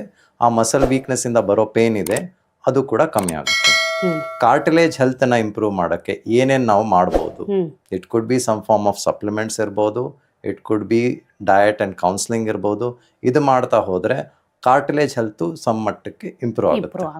ಸೊ ಅದರಿಂದ ಬರ್ತಾ ಇರೋ ನೋವೇನಿರುತ್ತೆ ಅದು ಕೂಡ ಕಮ್ಮಿ ಆಗುತ್ತೆ. So what I am suggesting is, ಇದಕ್ಕೆ ಇಂಗ್ಲಿಷಲ್ಲಿ multifactorial causes of pain ಅಂತ ಹೇಳ್ತೀವಿ. ಸೊ ಈ ಎಲ್ಲ ಫ್ಯಾಕ್ಟರ್ನ ನೀವು ಆಪ್ಟಿಮೈಸ್ ಮಾಡ್ತಾ ಹೋದಂಗೆ, whatever each factor is contributing to the pain, ಆ ಪೇನ್ ಲೆವೆಲ್ ಕಮ್ಮಿ ಆಗ್ತಾ ಬರುತ್ತೆ. So there are multiple techniques. Along with this there are several injectables ಅಂತ ಹೇಳ್ತೀವಿ. ಜಾಯಿಂಟ್ ಒಳಗಡೆ ಕೊಡೋ ಇಂಜೆಕ್ಷನ್ಸು ಇರುತ್ತೆ, ಅದರಲ್ಲೂ ಸುಮಾರು ಆಪ್ಷನ್ಸ್ ಇದೆ. ಆದರೆ ಯಾವ ಪೇಷಂಟ್ಗೆ ಯಾವ ಇಂಜೆಕ್ಷನ್ನು ಸೇಫ್ ಆಗಿರುತ್ತೆ, ಎಫೆಕ್ಟಿವ್ ಆಗಿರುತ್ತೆ, ಅದನ್ನು ನೀವು ನಿಮ್ಮ ತಜ್ಞರ ಹತ್ರ ಅಥವಾ ಸ್ಪೆಷಲಿಸ್ಟ್ ಹತ್ರ ಹೋದಾಗ ಡಿಸ್ಕಸ್ ಮಾಡಬೇಕಾಗುತ್ತೆ. They will guide you the correct. So doctor, ಈಗ ಸರ್ಜರಿ ಅನ್ನೋದು it is not just fear. ಅಂದರೆ ನನಗೆ ನೋವಾಗುತ್ತೆ, ನನ್ನ ಕುಯ್ತಾರೆ ಅಥವಾ ನಂಗೆ ಏನೋ ಮಾಡ್ತಾರೆ, ಮತ್ತೇನೋ ಇಂಪ್ಲಾಂಟ್ ಮಾಡ್ತಾರೆ ಅನ್ನುವಂಥ ಭಯ ಮಾತ್ರ ಅಲ್ಲ, ಸರ್ಜರಿ ಒಳಗೆ ಇನ್ನೊಂದು ಭಯನೂ ಇದೆ. It is highly expensive thing. ಅಂದರೆ ಸಾಮಾನ್ಯ ಜನ ಈಗ ಈವನ್ ಮೆಡಿಕಲ್ ಇನ್ಶೂರೆನ್ಸ್ ಇದ್ದರೂ ಕೂಡ ಕೆಲವೊಂದು ಮೆಟೀರಿಯಲ್ಗೆ ಅದು ಕವರೂ ಆಗೋದಿಲ್ಲ. ಅಂಥ ಕೇಸ್ಗಳಲ್ಲಿ ಕೈಯಿಂದ ನಾವು ಅನ್ನೆಸೆಸರಿ ಖರ್ಚು ಮಾಡೋದೇ ಜಾಸ್ತಿ ಇರುತ್ತೆ. ಆ್ಯಂಡ್ ಮೆಡಿಕಲ್ ಇನ್ಶೂರೆನ್ಸ್ ಇಲ್ಲದೆ ಇರೋದಂತೂ ಕೇಳಲೇಬೇಡಿ ಪಾಡು. ಯಾಕೆಂದರೆ ಸರ್ಜರಿ ತುಂಬ ಖರ್ಚಾಗುವಂಥದ್ದು, ಅವರು ಎಷ್ಟೋ ವರ್ಷದ ಸೇವಿಂಗ್ಸನ್ನು ಅದಕ್ಕೆ ಹಾಕಬೇಕಾಗಿರುವಂಥ ಪರಿಸ್ಥಿತಿ ಇರುತ್ತೆ, ಕೆಲವರಿಗೆ ಅದೂ ಇರೋದಿಲ್ಲ. ಸೊ ಇಂಥ ಕೇಸ್ಗಳಲ್ಲಿ ಸರ್ಜರಿ ಅನ್ನೋದು ಎಲ್ಲ ರೀತಿಯಲ್ಲಿ ಭಯ ಉಂಟು ಮಾಡುತ್ತೆ. ಮತ್ತು ಜನ ತುಂಬ ಪೇನ್ ಇದ್ದು, ತುಂಬ ಸಮಸ್ಯೆ ಇದ್ದು ಕೂಡ ಆಸ್ಪತ್ರೆಗೆ ಬರದೇ ಇರುವಂಥ ಕಾರಣ ಇದೇ ಮೇಜರ್. ಸೊ ಇಂಥ ಕೇಸ್ಗಳಲ್ಲಿ ಸರ್ಜರಿಯನ್ನು ಅವಾಯ್ಡ್ ಮಾಡೋದಕ್ಕೆ ಅಥವಾ ಸರ್ಜರಿ ಇಲ್ಲದೇ ಯಾವ ರೀತಿ ರಿಕವರಿ ಮಾಡ್ಬೋದು? ಆ್ಯಂಡ್ ಐ ಥಿಂಕ್ ನಾನು ಇದಕ್ಕೆ ಒಳ್ಳೆ ಎಕ್ಸಾಂಪಲ್ ಕೊಡಬೇಕು ಅಂತಂದರೆ, ನಾನೇ ಒಂದು ಪೇಷಂಟ್ನ ನಿಮ್ಮ ಹತ್ರ ಕಳಿಸಿದ್ದೆ. ಡಾಕ್ಟರು ಅವರಿಗೆ ಸರ್ಜರಿ ಅಂತ ಹೇಳಿ he was unable to walk. Surgery ಅಂತ ಹೇಳಿ ನೀವು ನಾಳೆನೇ ಅಡ್ಮಿಟ್ ಆಗಿ ನಾಡಿದ್ದು ಸರ್ಜರಿ ಮಾಡೋಣ ಅಂತಲೂ ಎಲ್ಲ ಆಗೋಗಿತ್ತು. ಫೈನಲಿ ಐ ಸೆಡ್ ಇಲ್ಲ, ನಾವು ಒಂದ್ಸಲ ನೀವು ಇವರನ್ನು ಮೀಟ್ ಮಾಡಿ ಅಂತ ಹೇಳಿ ಕಳಿಸಿ ಕೊಟ್ಟ ಮೇಲೆ ನೀವು ಆ ಸರ್ಜರಿನೇ ರೂಲ್ ಔಟ್ ಮಾಡಿಬಿಟ್ರಿ ಅಲ್ಲಿ. ಅದಾದಮೇಲೆ ಹಿ ಈಸ್ ಅಬ್ಸಲ್ಯೂಟ್ಲಿ ಫೈನ್ ನಾವು, ನಿಮಗೆ ಗೊತ್ತಿದೆ. ಸೊ ಇಂಥ ಕೇಸ್ಗಳಲ್ಲಿ ಸರ್ಜರಿನ ಅವಾಯ್ಡ್ ಮಾಡ್ಬೋದು ಅನ್ನೋದನ್ನ ಜನರಿಗೆ ಹೇಗೆ ಹೇಳ್ಬೋದು? ಇದನ್ನು ಯಾವ ರೀತಿ ನಾವು ಸರ್ಜರಿಯನ್ನು ಅವಾಯ್ಡ್ ಮಾಡಿಸ್ಬೋದು? ಇದು ತುಂಬ ಇಂಪಾರ್ಟೆಂಟ್ ಟಾಪಿಕ್. ಯಾಕಂದರೆ ಸರ್ಜರಿ ಬಗ್ಗೆ ಡಿಬೇಟ್ ಏನಿದೆ ನೋಡಿ, ಸುಮಾರು ದಿವಸದಿಂದ ಬರ್ತಾ ಇದೆ. ಇದು ಒಳ್ಳೆಯದಾ ಕೆಟ್ಟದಾ, ಎಕ್ಸ್ಪೆನ್ಸಿವ್ ಏನಕ್ಕೆ, ಅದಕ್ಕೆ ನಾವು ಆ ಡಿಬೇಟ್ ಬದಲು ಏನು ಫೋಕಸ್ ಮಾಡೋಣ ಅಂತಂದರೆ, ಪ್ರತಿಯೊಬ್ಬ ವ್ಯಕ್ತಿಗೆ ಸರ್ಜರಿ ಮಾಡಿಸ್ಕೊಳ್ಳೋಕ್ಕೆ ಕಾರಣ ಏನಿರುತ್ತೆ, ನೋವು ಇರುತ್ತೆ ಅಥವಾ ಏನೋ ಒಂದು ಸಿಂಪ್ಟಮ್ ಇರುತ್ತೆ. ಆ ಸಿಂಪ್ಟಮ್ ರಿಲೀಫ್ನ ಕೊಡಬೇಕು ಅಂತಂದರೆ ದೇರ್ ಆರ್ ಮಲ್ಟಿಪಲ್ ಆಪ್ಷನ್ಸ್. ನಾವು ಡಿಸ್ಕಸ್ ಮಾಡ್ದಂಗೆ ಕೆಲವೊಂದು ಏನಿರುತ್ತೆ, ಪೇಷಂಟ್ಗೆ ಅದರ ಬಗ್ಗೆ ಅವೇರ್ನೆಸ್ ಇಲ್ಲ ಅಂತಂದರೆ ಅವರು ಅದನ್ನು ಹುಡ್ಕೊಂಡು ಹೋಗಲ್ಲ. ಸೊ ಆ ರೀತಿ ನೀವು ಹುಡುಕದೆ ಹೋದಾಗ directly you will end up getting surgery. ಹೌದು. ಬಟ್ ನೀವು ಹೇಳ್ದಂಗೆ surgery is an expensive process. It is a very costly process, both in terms of time as well as money. That is an established fact. ಆದರೆ ನಾನ್ surgical options ಅಲ್ಲಿ ನಿಮಗೆ ಅದನ್ನು ನೀವು explore ಮಾಡ್ತಾ ಹೋದಾಗ ಎಷ್ಟೊಂದು ಟೆಕ್ನಿಕ್ಸು ನಿಮ್ಮ ಕಂಡೀಷನ್ಗೆ ವರ್ಕ್ ಆಗುತ್ತೆ. ಈಗ ನನ್ನ ಪ್ರಾಕ್ಟೀಸಲ್ಲಿ ನಾನು ಹೇಳಿದಾಗೆ, when ever a patient comes, ಅವ್ರಿಗೆ ಏನು ಸಿಂಪ್ಟಮ್ ಬರ್ತಾ ಇದೆ, ಆ ಸಿಂಪ್ಟಮ್ಗೆ ಏನು ಕಾರಣಗಳಿದೆ ಅದನ್ನು ಅರ್ಥ ಮಾಡಿಕೊಂಡ್ರೆ we always start of with certain non surgical options. Options. ಯಾಕೆ? ಯಾಕಂದರೆ ಇದು ಸಿಂಪಲ್ ಆಗಿರುತ್ತೆ, ಕಾಸ್ಟ್ಲಿ ಅಂತರೂ ಆಗಲ್ಲ. ಹೌದು ಆಯಿತಾ? ಎಲ್ಲಿ ಕಾಸ್ಟ್ ಕಮ್ಮಿ ಇರುತ್ತೆ ಅಲ್ಲಿ ಕಂಪ್ಲಯನ್ಸ್ ಕೂಡ ಚೆನ್ನಾಗಿ ಬರುತ್ತೆ. ಹೌದು. And most of the musculoskeletal conditions ಏನಿರುತ್ತೆ ನೋಡಿ, ಇದು ಪ್ರಾಣಕ್ಕೆ ಅಪಾಯ ಕೊಡುವಂಥ ಕಂಡೀಷನ್ ಇರಲ್ಲ. ಹೌದು ವೆರಿ ಈಗ ನಿಮಗೆ ಆರ್ಥರೈಟಿಸ್ ಇತ್ತು ಅಂದರೆ, ನಿಮ್ಮ ಸುಮಾರು ವರ್ಷ ಆರ್ಥರೈಟಿಸ್ ಇದ್ರು ನಿಮ್ಮ ಪ್ರಾಣಕ್ಕೇನು ಭಯ ಇರಲ್ಲ. ಭಯ ಇರಲ್ಲ. Very true. So you don't need to rush into surgery. So ಅದಕ್ಕೆ ಯು ಹ್ಯಾವ್ ಟು ಅಂಡರ್ಸ್ಟ್ಯಾಂಡ್ ನಿಮಗೇನು ಸಿಂಪ್ಟಮ್ಸ್ ಇದೆಯೋ ಆ ಡಾಕ್ಟರ್ ಏನು ರೆಕಮೆಂಡ್ ಮಾಡ್ತಾ ಇದ್ದಾರೆ ಅದು ನನಗೆ ಫಿಟ್ ಆಗುತ್ತೋ ಇಲ್ವಾ. ಅದು ಫಿಟ್ ಆಗ್ತಾ ಇತ್ತು ಅಂತಂದರೆ ಅದನ್ನು ಅಳವಡಿಸ್ಕೊಂಡು ಹೋಗೋದ್ರಲ್ಲಿ you are not losing anything. ಹೌದು. ಈಗ ನೋವು ಅಂತ ಬಂದಿರ್ತಾರೆ, ನಾನು ಮಸಲ್ ವೀಕ್ನೆಸ್ ಇದೆ, ನೀವು ಇಷ್ಟು ದಿವಸ ಹೋಗಿ ಎಕ್ಸಸೈಸ್ ಮಾಡ್ಕೊಂಡು ಬನ್ನಿ, ನಿಮ್ಮ ಬ್ಲಡ್ ಟೆಸ್ಟಲ್ಲಿ ಈ ಸಪ್ಲಿಮೆಂಟ್ಸ್ದು ಇದ್ರದ್ದು ಅಗತ್ಯ ಇದೆ, ಇದನ್ನು ತಗೊಳ್ಳಿ ಅಂತ ಹೇಳಿದಾಗ ಎಷ್ಟೋ ಜನ ಬಂದ್ಬಿಟ್ಟು ನಾವು ತಗೊಂಡ್ವಿ ಸ್ವಾಮಿ, ನಾವು ಮಾಡಿದ್ವಿ, ಇದು ನಮಗೆ ಪೇನ್ ಹೊರಟೋಗಿದೆ ಅಂತ ಹೇಳ್ತಾರೆ ವಿದೌಟ್ ಪೇನ್ ಕಿಲ್ಲರ್. ಹೌದು ಹೌದು. ಆಯಿತಾ? ಸೊ ಈ ರೀತಿ ಇದ್ದಾಗ ನಾನ್ ಸರ್ಜಿಕಲ್ ಆಪ್ಷನ್ಸ್ ಬಗ್ಗೆ ಪೇಷಂಟ್ಸ್ಗೆ ಸಮಾಜದಲ್ಲಿ ಅವೇರ್ನೆಸ್ ಇತ್ತು ಅಂತಂದರೆ ಅದನ್ನು ಅವರು ಹುಡುಕಕ್ಕೆ ಸ್ಟಾರ್ಟ್ ಮಾಡ್ತಾರೆ. ಅದರಿಂದ ಸರ್ಜರಿ ಬಗ್ಗೆ ಭಯ ಏನಿದೆ ಅದು ಕೂಡ ಎಷ್ಟೋ ಮಟ್ಟಿಗೆ ಕಮ್ಮಿನೂ ಆಗೋ ಚಾನ್ಸಸ್ ಇರುತ್ತೆ. ಯಾಕಂದರೆ ನಿಮ್ಮ ಕಂಡೀಷನ್ಗೆ ಏನು ಎಫೆಕ್ಟಿವ್ ಇರುತ್ತೋ ಅದನ್ನು ನೀವು ಟ್ರೈ ಮಾಡಿದ್ರೆ ನಿಮಗೆ ಅದು ಖಂಡಿತವಾಗಿ ವರ್ಕ್ ಆಗೇ ಆಗುತ್ತೆ. ಓಕೆ. ಸೊ ಸರ್ಜರಿ ಒಂದೇ ಆಪ್ಷನ್ ಅಲ್ಲ, ಮತ್ತು ಸರ್ಜಿಕಲ್ ಆಪ್ಷನನ್ನು ನಾವು ಕೊನೆಗಿಟ್ಕೊಂಡು ಮಿಕ್ಕೆಲ್ಲವನ್ನ ತಯಾರು ಮಾಡಿ ಸರಿ ಹೋಗೋದಾದರೆ ಅವುಗಳಲ್ಲೇ ಮುಗಿಸ್ಬೇಕಾಗುತ್ತೆ ಅನ್ನೋದು ಬಹಳ ಮುಖ್ಯ ಅಂತ ನೀವು ಹೇಳ್ತಿರ್ತೀರಿ. ಅಂದರೆ ಸರ್ಜರಿಯನ್ನು ನಾವು ಇಂಪಾರ್ಟೆಂಟಾಗಿ ತಗೊಂಡು ಸರ್ಜರಿನೇ ಆಗಬೇಕು ಅಂದಾಗ ಭಯ ಜಾಸ್ತಿ ಆಗುತ್ತೆ. ಬೇರೆ ಆಪ್ಷನ್ ಇದೆ ಅಂದಾಗ ಆ ಭಯ ಕಡಿಮೆ ಆಗುತ್ತೆ. ಆ್ಯಸ್ ಯು ಸೆಡ್, ಇದು ಪ್ರಾಣ ಹೋಗುವಂಥ ಸಮಸ್ಯೆ ಅಲ್ಲ. ಆದ್ದರಿಂದ ಖಂಡಿತವಾಗ್ಲೂ ನಾವು ಸರ್ಜರಿಯನ್ನು ಪಕ್ಕಕ್ಕಿಟ್ಟು ಮಿಕ್ಕಿರೋ ಆಪ್ಷನ್ಗಳನ್ನು ನೋಡ್ಬೋದು, ಮತ್ತು ಆ ಮೂಲಕ ದುಡ್ಡು ಉಳಿಸ್ಕೋಬೋದು, ಸಮಯನೂ ಉಳಿಸ್ಬೋದು, ಕ್ಯೂರು ಮಾಡ್ಕೋಬೋದು ಅನ್ನೋದು ಸರಿಯಾದ ರೀತಿ. ಡಾಕ್ಟರ್, ಈಗ ಅಮೆಝಾನ್ ಕ್ಲಿಕ್ ಮಾಡಿದ್ರೆ ಸಪ್ಲಿಮೆಂಟ್ ಸಿಗುತ್ತೆ, ಫ್ಲಿಪ್ಕಾರ್ಟ್ಗೆ ಹೋದರೆ ಸಪ್ಲಿಮೆಂಟ್ ಸಿಗುತ್ತೆ, ಕಂಡಲ್ಲಿ ಸಪ್ಲಿಮೆಂಟ್ ಸಿಗುತ್ತೆ. ಜನಕ್ಕೆ ಯಾವ ಸಪ್ಲಿಮೆಂಟ್ ತೊಗೋಬೇಕು ಅಂತಲೂ ಗೊತ್ತಿರೋದಿಲ್ಲ. ಆದರೆ ಎಲ್ಲ ಸಪ್ಲಿಮೆಂಟನ್ನು ಓವರ್ಲೋಡ್ ಮಾಡೋರು ಬಹಳಷ್ಟು ಜನ ಇದ್ದಾರೆ. ಅದು ಒಂದು ಕ್ಯಾಟಗರಿ. ಇನ್ನೊಂದು ಕ್ಯಾಟಗರಿ ಜನ ಇದ್ದಾರೆ, ಸಪ್ಲಿಮೆಂಟ್ ಅಂತ ಹೇಳಿದ ತಕ್ಷಣ ಮೆಡಿಸಿನ್ ಅಂದ್ಕೊಂಡ್ಬಿಡ್ತಾರೆ. ಇವರೇನೋ ಮೆಡಿಸಿನ್ ಹೇಳ್ತಾ ಇದ್ದಾರೆ, ಅಥವಾ ಸಪ್ಲಿಮೆಂಟ್ ಅಂದರೆ medicine, it is dangerous to our body ಅನ್ನೋ ಥರ ಒಂದು ಕಲ್ಪನೆ ಸುಮಾರು ಜನಕ್ಕಿದೆ. ಈಗ ಜಾಯಿಂಟ್ಸ್ ಅಂತ ಬಂದಾಗ ಮತ್ತು ನಮ್ಮ ಮಸ್ಕ್ಯುಲೋಸ್ಕೆಲಿಟಲ್ ಹೆಲ್ತ್ ಅಂತ ಬಂದಾಗ ನಾವು ಯಾವ ಸಪ್ಲಿಮೆಂಟನ್ನು ತಗೊಳ್ಳೇಬೇಕಾ, ಯಾವ್ಯಾವುದನ್ನು ತಗೊಳ್ಳೋದ್ರಿಂದ ಒಳ್ಳೆಯದು, ಮತ್ತು ಎಷ್ಟರ ಮಟ್ಟಿಗೆ ಸಪ್ಲಿಮೆಂಟ್ ಸಹಾಯ ಮಾಡುತ್ತೆ, ಇದನ್ನು ಹೇಳಿ. ಒಳ್ಳೆ ಪ್ರಶ್ನೆ ಕೇಳಿದ್ದೀರ ಪಲ್ಲವಿಯವರೇ. ಇದರಲ್ಲಿ ಸಪ್ಲಿಮೆಂಟ್ ಅಂತ ಏನಿದೆ, ಇಂಗ್ಲೀಷ್ ಪ್ರಕಾರ ನಾವು ನೋಡಿದ್ರೆ it is a supplement only, it is not a replacement. So ನಮ್ಮ ಆಹಾರದಲ್ಲಿ ಏನು ಬರುತ್ತೆ ಅದು ಮುಖ್ಯವಾಗಿ ನಮ್ಮ ದೇಹದಲ್ಲಿ ಸಮ್ಮಿಳಿತವಾಗುತ್ತೆ. It gets assimilated very simply and easily. ಅದನ್ನು ನಾವು ತೊಗೊಳ್ತಾ ಹೋದಾಗ ನಮ್ಮ ಆರೋಗ್ಯಕ್ಕೆ ಅದು ಒಳ್ಳೆಯ ಎಫೆಕ್ಟ್ ಕೊಡ್ತಾ ಇದೆ ಅಂತ ಬಂದಾಗ ಸಪ್ಲಿಮೆಂಟ್ಗಳ ಅಗತ್ಯ ಇರಲ್ಲ. ಆದರೆ ಕೆಲವು ಸಿಚುವೇಷನಲ್ಲಿ ನಮಗೆ ಬೇಕಾಗಿರೋ ರಿಕ್ವೈರ್ಮೆಂಟ್ ನಮ್ಮ ಆಹಾರದಿಂದ ಬರ್ತಾ ಇಲ್ಲ, ಯಾವುದೋ ಕಾರಣಕ್ಕಿಂತ ಬರ್ತಾ ಇಲ್ಲ ಅಂತ ಅಂದಾಗ supplements have a role to play. Okay. ಅದರಲ್ಲೂ ಮಸ್ಕ್ಯುಲೋಸ್ಕೆಲಿಟಲ್ ಸಿಸ್ಟಮ್ ಅಂತ ನಾವು ನೋಡಿದಾಗ ನಾನು ಹೇಳಿದ್ದು ಮುಖ್ಯವಾಗಿ ನೀರು ತುಂಬ ಇಂಪಾರ್ಟೆಂಟ್ ಅಂತ ಹೇಳಿದೆ. ಸೊ ಈಗ ಮಸಲ್ ಅಂತ ನಾವು ನೋಡಿದಾಗ 70 to 80%, ಅಂದರೆ 70-80% ನೀರೇ ಇರುತ್ತೆ. ಬಟ್ ಅದರ ಜೊತೆಗೆ ಸರ್ಟನ್ ಪ್ರೋಟೀನ್ಸ್ ಕೂಡ ಬರುತ್ತೆ. ಸೊ ಪ್ರೋಟೀನಲ್ಲಿ ನೀವು ಕೊಲಾಜನ್ ಬಗ್ಗೆ ಮುಂಚಿತವಾಗಿ ಕೇಳಿದ್ರಿ. So collagen will help there as long as it is put through the movement. So ಆ ರೀತಿಯಲ್ಲಿ ಕೊಲಾಜನ್ ಹೆಲ್ಪ್ ಆಗುತ್ತೆ. ನೆಕ್ಸ್ಟ್ ಬರೋದು ಮೂಳೆಯಲ್ಲಿ ಸಮಾಜದಲ್ಲಿ ಏನು ಅಭಿಪ್ರಾಯ ಬಂದಿದೆ ಅಂದರೆ, ಮೂಳೆಗೆ ಸ್ಟ್ರೆಂತ್ ಬೇಕು ಅಂದರೆ ಕ್ಯಾಲ್ಸಿಯಂ ಬೇಕು ಅಂತ ಹೇಳ್ತಾರೆ. So calcium is an important part of bone health, but water is also an important part of bone health. So our organic part of bone which is colloid ಅಂತ ಹೇಳ್ತೀವಿ. ಸೊ ಆಸ್ಟಿಯಾಯ್ಡ್ ಮ್ಯಾಟ್ರಿಕ್ಸ್ ಅಲ್ಲಿ ಏನಿರುತ್ತೆ and inorganic part which is the hydroxyapatite ಅಂತ ಏನು ಹೇಳ್ತೀವಿ, ಅಲ್ಲಿ calcium has a role to play. But all of this is bound together again by water. So ಈಗ ಸಮಾಜದಲ್ಲಿ ನಾವು ಎಷ್ಟೋ ಜನಕ್ಕೆ ಮೂಳೆ ವೀಕ್ ಆಗಿದೆ, ಆಸ್ಟಿಯೋಪೊರೋಸಿಸ್ ಇದೆ ಅಂತ ಹೇಳ್ತಾರೆ. ಸೊ ಆಸ್ಟಿಯೋಪೊರೋಸಿಸ್ ಬರೋಕ್ಕೂ ಸುಮಾರು ಕಾರಣಗಳಿದ್ದಾಗ ಎಷ್ಟೋ ಸತಿ ನೀವು ಫೂಡಲ್ಲಿ ಏನು ತೊಗೊತಾ ಇರ್ತೀರ, ಆಹಾರದಲ್ಲಿ ಏನು ತೊಗೊತಾ ಇರ್ತೀರ, ಅದು ಕ್ಯಾಲ್ಸಿಯಂ ಆಗಲಿ ಅಥವಾ ವಿಟಮಿನ್ ಡಿ ಅನ್ನೋದೇನಿದೆ, these are essential part for bone health. ಅದು ಆ ಮಟ್ಟಕ್ಕೆ ರೀಚ್ ಆಗ್ತಾ ಇಲ್ಲ ಅಂದಾಗ ಎಷ್ಟೋ ಜನಕ್ಕೆ ಮೈಕೈ ನೋವು ಶುರು ಆಗುತ್ತೆ. ಹೌದು. ಅವ್ರಿಗೆ ಯಾವ ಕಾರಣದಿಂದ ಬಂದಿದೆ ಅಂತ ಗೊತ್ತಾಗಲ್ಲ, ಆದರೆ ಅನುಭವಿಸೋದು ಶಕ್ತಿ ಕಮ್ಮಿ ಆಗಿದೆ, ಮೈಕೈ ನೋವು ಕಮ್ಮಿ ಆಗಿದೆ ಅಂತ. ಈ ಥರ ಇದ್ದಾಗ ನಿಮ್ಮ ಡಾಕ್ಟರ್ ಅಥವಾ ತಜ್ಞರ ಹತ್ರ ಹೋದಾಗ ಅವರು ಬ್ಲಡ್ ಟೆಸ್ಟ್ ಮಾಡ್ಕೊಳ್ಳಿ ಗೊತ್ತಾಗುತ್ತೆ ನಿಮಗೆ ಅಂತ ಹೇಳ್ತಾರೆ. ಅಂಥ ಸಿಚುವೇಶನಲ್ಲಿದ್ದಾಗ ಆವಾಗ ಸಪ್ಲಿಮೆಂಟ್ ತೊಗೊಳ್ಳೋದು ತುಂಬ ಅಗತ್ಯ. Because it becomes a part of your recovery process, ಹೌದು. Part of your healing process ಅಂತ ಹೇಳ್ತೀವಿ. ಇದಲ್ದೇ ಎಷ್ಟೋ ಜನ ಟ್ರೈನಿಂಗ್ ಅಂತ ಮಾಡ್ತಾರೆ, ಜಿಮ್ಗೆ ಹೋಗ್ತಾರೆ.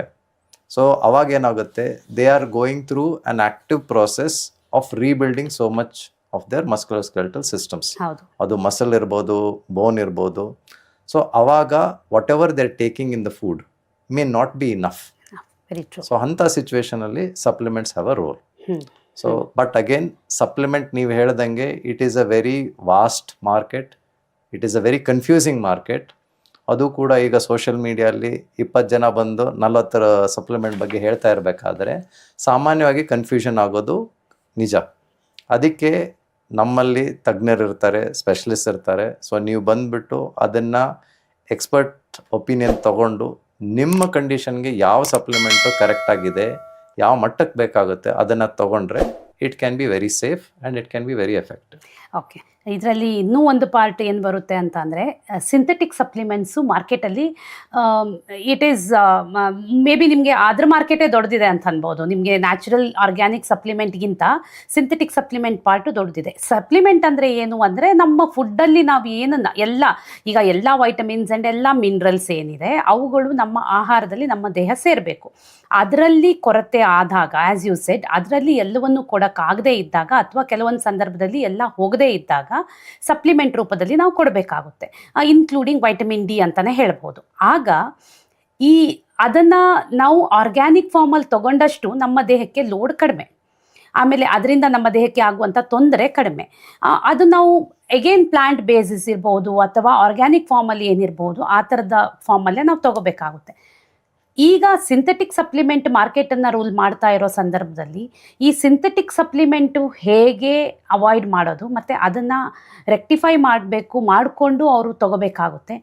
ತಾವೇ ಮಾರ್ಕೆಟ್ಗೆ ಹೋಗಿ ತಾವೇ ಯಾವುದೋ ಪ್ಲ್ಯಾಟ್ಫಾರ್ಮಲ್ಲಿ ಸಪ್ಲಿಮೆಂಟ್ ಖರೀದಿ ಮಾಡೋದು ಎಷ್ಟು ತಪ್ಪು ಮತ್ತು ಅದಕ್ಕೆ ಗೈಡೆನ್ಸ್ ಎಷ್ಟು ಮುಖ್ಯ ಅನ್ನೋದನ್ನು ಹೇಗೆ ಹೇಳ್ತೀರಿ? ಗೈಡೆನ್ಸ್ ತುಂಬ ಮುಖ್ಯ. ಯಾಕಂದರೆ ಇದನ್ನು ನೀವು ಮಾರ್ಕೆಟ್ ಅಂತ ನೀವು ಹೇಳಾದಮೇಲೆ ಇದನ್ನು ನ್ಯಾವಿಗೇಟ್ ಮಾಡೋದು ತುಂಬ ಕಷ್ಟ. ನೀವು ನಿಮ್ಮ ಪಾಡಿಗೆ ರಿಸರ್ಚ್ ಮಾಡ್ಬೋದು and to a large extent you can come to the right conclusion also. But ಅದೇನಾಗುತ್ತೆ, ಈಗ ಸಪ್ಲಿಮೆಂಟ್ ಅಂತಂದರೆ ಇದು ಒಂದೇ ಮಾತ್ರೆ ಇರಲ್ಲ, ಒಂದೇ ಟಾನಿಕ್ ಇರಲ್ಲ. It requires a certain process and a certain supervision. So ಈ ಥರ ಇದ್ದಾಗ professional guidance is always always always important. ಒಂದು. ಇನ್ನೊಂದು ಸೇಫ್ಟಿ ಆಸ್ಪೆಕ್ಟ್ ಅನ್ನೋದು ಏನು ನೀವು ಹೇಳ್ತಾ ಇದ್ರಿ, ಇಟ್ ಈಸ್ ಪ್ಯಾರಮೌಂಟ್. ಯಾಕಂದರೆ ಸಪ್ಲಿಮೆಂಟ್ಗೆ ಬ್ರ್ಯಾಂಡ್ ಎ ಇರ್ಬೋದು, ಬ್ರ್ಯಾಂಡ್ ಬಿ ಇರ್ಬೋದು, ಬ್ರ್ಯಾಂಡ್ ಸಿ ಇರ್ಬೋದು. ಬಟ್ ಎಲ್ಲ ಕೂಡ ಒಂದೇ ಥರ ಪ್ಯಾಕೇಜಿಂಗ್ ಬಂದಿರ್ಬೋದು, ಎಲ್ಲ ಕೂಡ ಒಂದೇ ವಿಟಮಿನನ್ನು ಮಾರ್ತಾ ಇರ್ಬೋದು. But if brand A is safe and brand B and C are cheaper, where will your decision be? ನೀವು ಯಾವುದನ್ನು ತೊಗೊತೀರಾ? ಚೀಪ್ ಆಗಿರೋದು ತೊಗೊತೀರಾ, ಸೇಫ್ ಆಗಿರೋದು?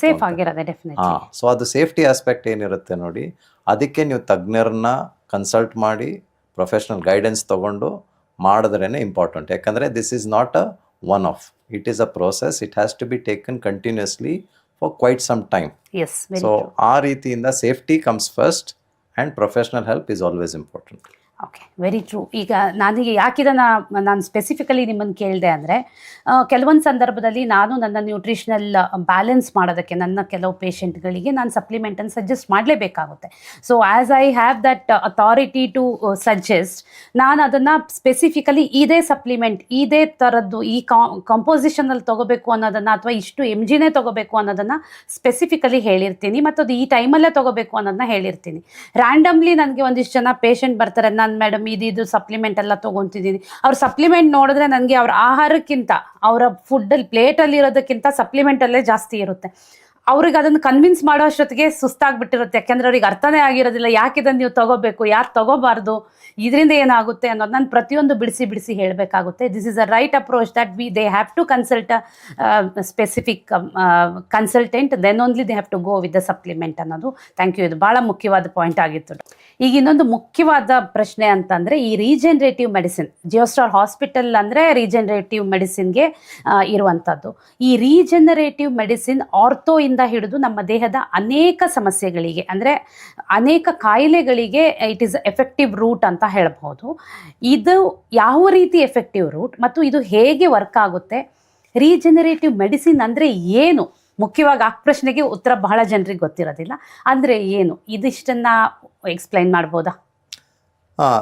ನೋಡಿ, ರೀಜನರೇಟಿವ್ ಮೆಡಿಸಿನ್ ಅಂತಂದರೆ it is exactly what it says on the tin. It is one form of medicine and it is based on regeneration. ಅಂದರೆ ನಮ್ಮ ದೇಹದಲ್ಲಿರೋ cells ಅಥವಾ ಬೇರೆ ಯಾವುದಾದ್ರೂ ಗ್ರೋತ್ ಫ್ಯಾಕ್ಟರ್ಸ್ ಅನ್ನೋದೇನಿರುತ್ತೆ, they are always working in the background. ಹೌದು. They are able to heal, they are able to repair, ಹೌದು. They are able to regenerate a lot of the organs. ಹೌದು. As science has progressed, ನಮಗೆ ಇದರ ಬಗ್ಗೆ ಇರೋ ಜ್ಞಾನ ಅಥವಾ knowledge ಅನ್ನೋದೇನಿದೆ, through research it has become more and more clear. So power of ಬಯಾಲಜಿನ ಯೂಸ್ ಮಾಡಿಕೊಂಡು ಅದನ್ನು ಬೇರೆ ಬೇರೆ ಕಂಡೀಷನ್ಸ್ಗೆ ಹೇಗೆ ಯೂಸ್ ಮಾಡೋದು, ಅದಕ್ಕೆ ಹೇಗೆ ಸ್ಟ್ರಕ್ಚರ್ ಕೊಡಬೇಕು ಅನ್ನೋದು, ಅದೇನು ಸೈನ್ಸ್ ಅನ್ನೋ ಫೀಲ್ಡ್ ಇದೆ, ಅದೇನು ಇವಾಲ್ವ್ ಆಗಿದೆ, ಅದಕ್ಕೆ ರೀಜನರೇಟಿವ್ ಮೆಡಿಸಿನ್ ಅಂತ ಹೇಳ್ತೀವಿ. ಈಗ ಜಾಯಿಂಟ್ ಅಥವಾ ಮಸ್ಕ್ಯುಲೋಸ್ಕೆಲಿಟಲ್ ಪ್ರಾಬ್ಲಮ್ಸ್ ಅಲ್ಲೇ ತಗೊಂಡಾಗ ಅದಕ್ಕೆ ಆರ್ಥೋಬಯಾಲಜಿಕ್ಸ್ ಅಂತ ಹೇಳ್ತೀವಿ. So this is again a very novel, very niche kind of a specialisation ಅಂತ ಹೇಳ್ಬೋದು. ಇದರಲ್ಲಿ ಸುಮಾರು ಜನಕ್ಕೆ ಅದರ ಬಗ್ಗೆ ಅವೇರ್ನೆಸ್ಸು ಇರುತ್ತೆ, ಬಟ್ ಎಲ್ಲಿ ಹೋಗಿ ಏನು ಮಾಡಬೇಕು, ಯಾರ ಹತ್ರ ಕನ್ಸಲ್ಟೇಷನ್ ತಗೋಬೇಕು ಅನ್ನೋದು ತುಂಬ ಮುಖ್ಯ. ಇದು it forms one part of optimisation of the biology. ನಾವು ಮುಂಚಿತವಾಗಿ ಮಾತಾಡ್ದಂಗೆ ಮೂವ್ಮೆಂಟ್, ಮೆಟಬಾಲಿಸಮ್ ಆ್ಯಂಡ್ ಮೈಂಡ್ ಅಂತ ಹೇಳಿದ್ವಿ. ಸೊ ಮೂವ್ಮೆಂಟಲ್ಲಿ ನೀವು ಮೆಕ್ಯಾನಿಕ್ಸ್ ತಗೋಬೇಕಾಗುತ್ತೆ, but you have to address the metabolism through biology also. So ದೇಹದಲ್ಲಿರೋ ಸೆಲ್ಸ್ ಆಗಲಿ ಅಥವಾ ಗ್ರೋತ್ ಫ್ಯಾಕ್ಟರ್ಸ್ನಾಗಲಿ ನೀವು ಅಳವಡಿಸ್ಕೊಂಡು ಟ್ರೀಟ್ಮೆಂಟ್ ಪ್ರೋಟೋಕಾಲ್ಸ್ನ ಡಿಸೈನ್ ಮಾಡಿ ಏನು ಯೂಸ್ ಮಾಡ್ತೀರಾ, that forms the basis of orthobiologics. So ಈ ಸಂಬಂಧಪಟ್ಟವಾಗಿ ಸುಮಾರು ಕಂಡೀಷನ್ಸ್ನ ನಾವು ಟ್ರೀಟ್ ಮಾಡ್ಬೋದು. Whether it is a cartilage problem, whether it is a ligament healing problem, or a bone non healing kind of a situation, non union ಅಂತ ಏನು ಹೇಳ್ತೀವಿ, ಅದರಲ್ಲಿ ಸುಮಾರು ರಿಸರ್ಚ್ ಆಗಿದೆ, ಸ್ಪೆಸಿಫಿಕ್ ಪ್ರೋಟೋಕಾಲ್ಸ್ ಇದೆ, ಸ್ಪೆಸಿಫಿಕ್ ಪ್ರಾಡಕ್ಟ್ಸ್ ಕೂಡ ಇದೆ. ಸೊ ಅದನ್ನ ಅಳವಡಿಸ್ಕೊಂಡು ಏನ್ ಮಾಡ್ತೀವಿ ಅದಕ್ಕೆ ಆರ್ಥೋಬಯಾಲಜಿಕ್ಸ್ ಅಂತ ಹೇಳ್ತೀವಿ. So regenerative medicine has been there for quite some time, but ಇದರಲ್ಲಿ ನಮಗೆ ಆಸ್ ದ ರಿಸರ್ಚ್ ಹಸ್ ಪ್ರೋಗ್ರೆಸ್ಡ್ ಅದರ ಬಗ್ಗೆ ಅರಿವಾಗಲಿ, ಅವೇರ್ನೆಸ್ ಆಗಲಿ ಅಥವಾ ನಾಲೆಜ್ ಆಗಲಿ ಆ್ಯಂಡ್ ಪ್ರೋಟೋಕಾಲ್ಸ್ ಆಗಲಿ ತುಂಬ ಡೆವಲಪ್ ಆಗ್ತಾ ಬರ್ತಾ ಇದೆ. ಆ್ಯಂಡ್ ಅದು ಈಗ ಸದ್ಯ ಮಟ್ಟಿಗೆ ಎಲ್ಲ ಹಾಸ್ಪಿಟಲ್ಸಲ್ಲೂ ಬರೋ ಸಾಧ್ಯತೆಯೂ ತುಂಬ ಚೆನ್ನಾಗಿದೆ. And everybody is doing it and going forward it will keep increasing. Okay, ಈಗ ಸ್ಟೆಮ್ ಸೆಲ್ ಥೆರಪಿ ಕೂಡ ಪಾರ್ಟ್ ಆಫ್ ರೀಜನರೇಟಿವ್ ಮೆಡಿಸಿನ್ ಅಲ್ವಾ? ಸೊ ಇದು ಯಾವ್ಯಾವ ಹೆಲ್ತ್ ಆಸ್ಪೆಕ್ಟ್ಸ್ಗೆ ಯೂಸ್ ಆಗುತ್ತೆ ಮತ್ತು ಇದನ್ನು ಎಷ್ಟು ಎಫೆಕ್ಟಿವ್ ಆಗಿ ಯೂಸ್ ಆಗುತ್ತೆ ಅಂತ ಹೇಳ್ಬೋದಾ? ಎಸ್, ನೋಡಿ, ಸ್ಟೆಮ್ ಸೆಲ್ ಅನ್ನೋದನ್ನು ನಾವು ಅರ್ಥ ಮಾಡಿಕೊಂಡ್ರೆ ಸ್ಟೆಮ್ ಸೆಲ್ ಏನೇನು ಮಾಡ್ಬೋದು, ಅದರಿಂದ ಏನೇನು ಸಾಧ್ಯತೆಗಳಿದೆ ಅದನ್ನು ನಾವು ತಿಳ್ಕೊಬೋದು. ಸ್ಟೆಮ್ ಸೆಲ್ ಅಂತಂದರೆ it is exactly what it says on the tin. Stem produces cells and ಸ್ಟೆಮ್ಮಿಂದ ಬರೋದು, ಈಗ ಪ್ಲಾಂಟ್ ಅಂತ ನಾವು ತಗೊಂಡಾಗ ಬ್ರಾಂಚಸ್ ಬರುತ್ತೆ, ಲೀವ್ಸ್ ಬರುತ್ತೆ, ಫ್ಲವರ್ಸ್ ಬರುತ್ತೆ, ಫ್ರೂಟ್ ಬರುತ್ತೆ. ಅದೇ ರೀತಿ ದೇಹದಲ್ಲೂ ಕೂಡ ಸರ್ಟನ್ ವೆರಿ ಸ್ಪೆಷಲೈಸ್ಡ್ ಸೆಲ್ಸ್ ಇರುತ್ತೆ which are able to perform like a master cell. They are able to perform a lot of functions which is related to basic bodies maintenance. They are able to help repair and also regenerate certain structures. ಈಗ ನಾವು ಆರ್ಥೋಗೆ ಸಂಬಂಧಪಟ್ಟವಾಗಿ ಯೋಚನೆ ಮಾಡಿದ್ರೆ ಮೀಸೆನ್ಕೈಮಲ್ stem cells MSC ಅಂತ ಏನು ಹೇಳ್ತೀವಿ, ಅದರಲ್ಲಿ ಸುಮಾರು research ಆಗಿದೆ. ಈಗ ಎಷ್ಟೋ ಪ್ರಾಡಕ್ಟ್ ಕೂಡ ಭಾರತದಲ್ಲೇ ಅವೈಲಬಲ್ ಇದೆ. ಜಾಯಿಂಟ್ ಪೇನ್ಗಾಗಲಿ ಅಥವಾ ಲಿಗಮೆಂಟ್ ಪ್ರಾಬ್ಲಮ್ಗಳಿಗಾಗಲಿ ಅದನ್ನು ಯೂಸ್ ಮಾಡೋಕ್ಕೆ ನಾವು ಸ್ಟಾರ್ಟ್ ಮಾಡಿದ್ದೀವಿ. ಇದಕ್ಕೆ ರಿಸರ್ಚ್ ಅಲ್ಲದೆ ಕಮರ್ಷಿಯಲ್ ಪ್ರಾಡಕ್ಟ್ಸ್ ಅವೈಲಬಲ್ ಇರೋದ್ರಿಂದ ಎಷ್ಟೋ ಹಾಸ್ಪಿಟಲ್ಸ್ ಅಲ್ಲಿ ಇದಕ್ಕೆ ಟ್ರೀಟ್ಮೆಂಟ್ ಕೂಡ ಅವೈಲಬಲ್ ಇದೆ. So this is also one of the treatment options for patients.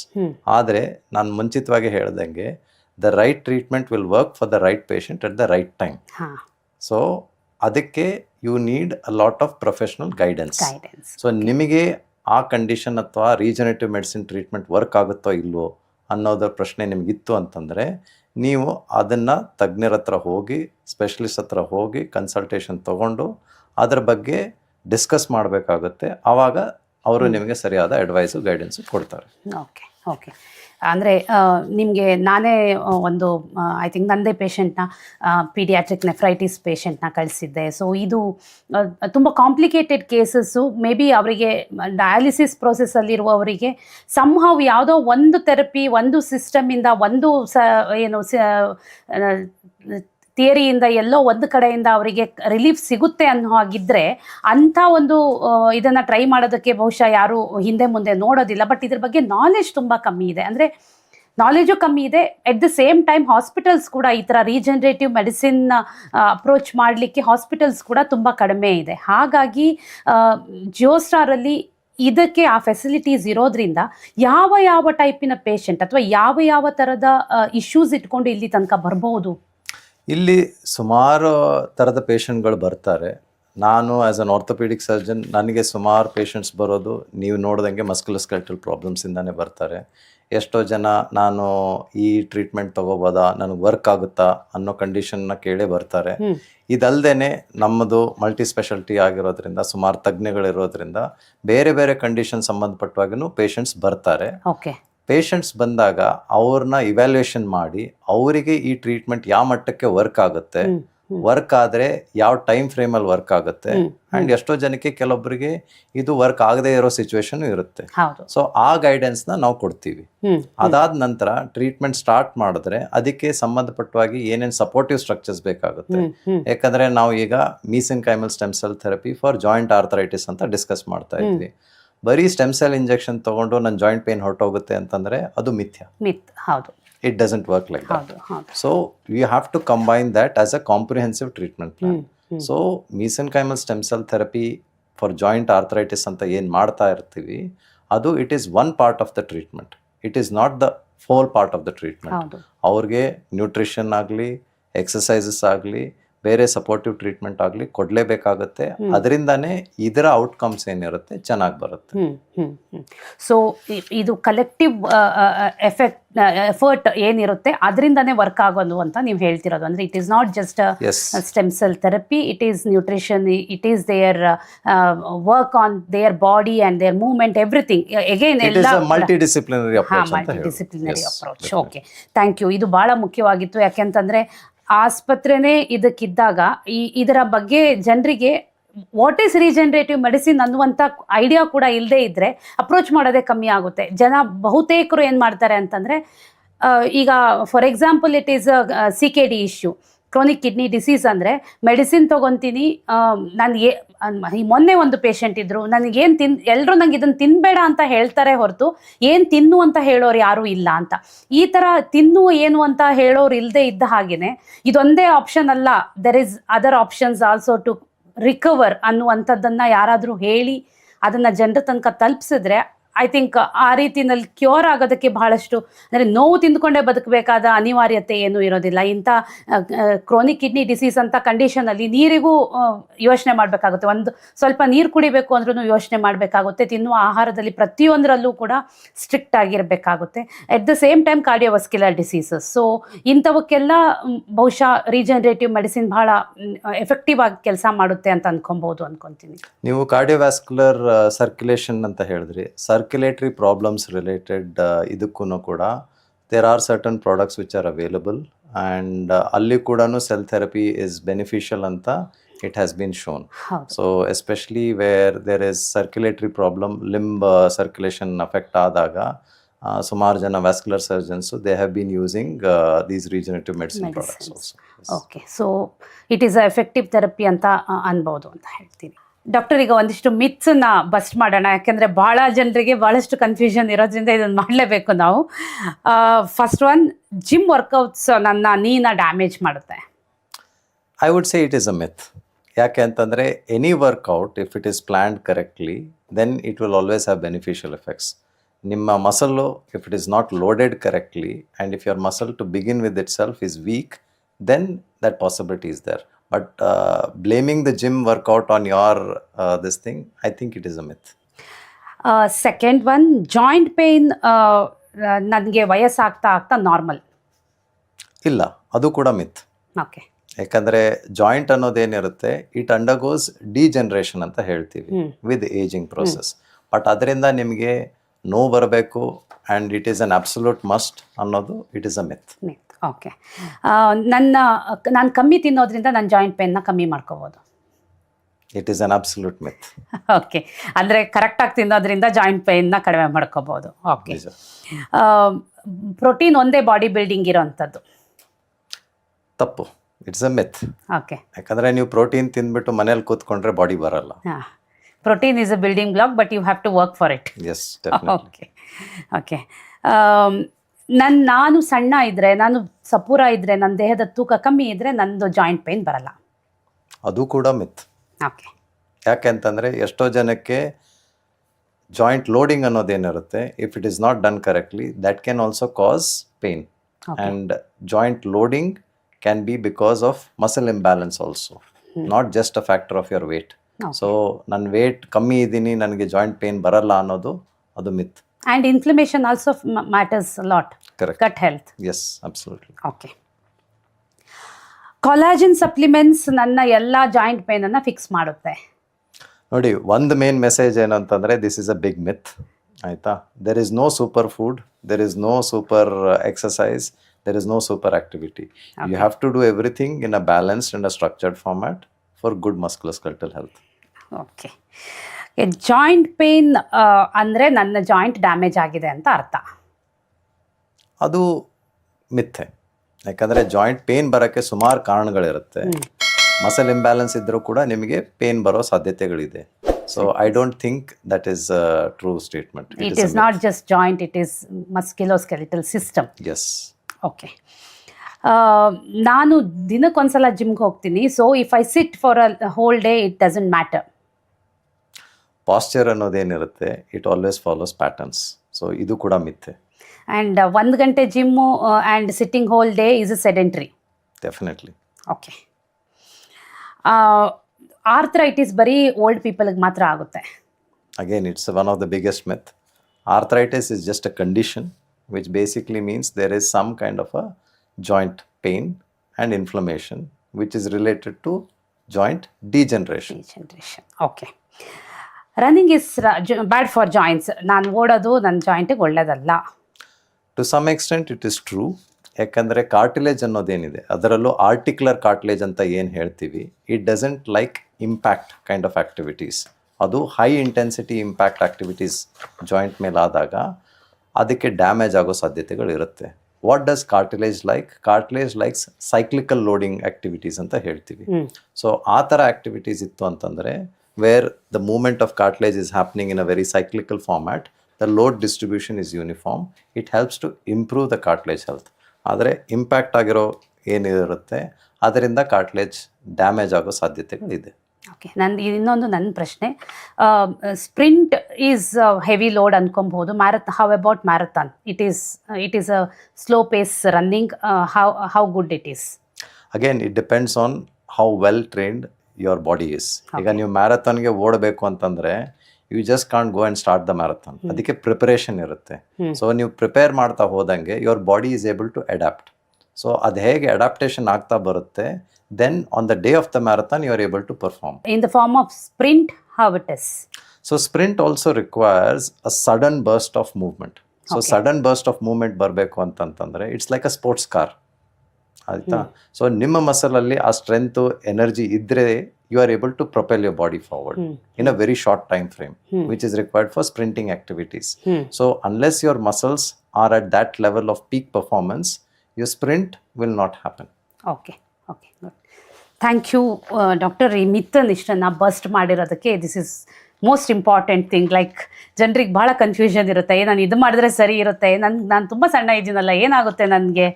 Joints are safe ಅಂತ. Good that we have busted this myths.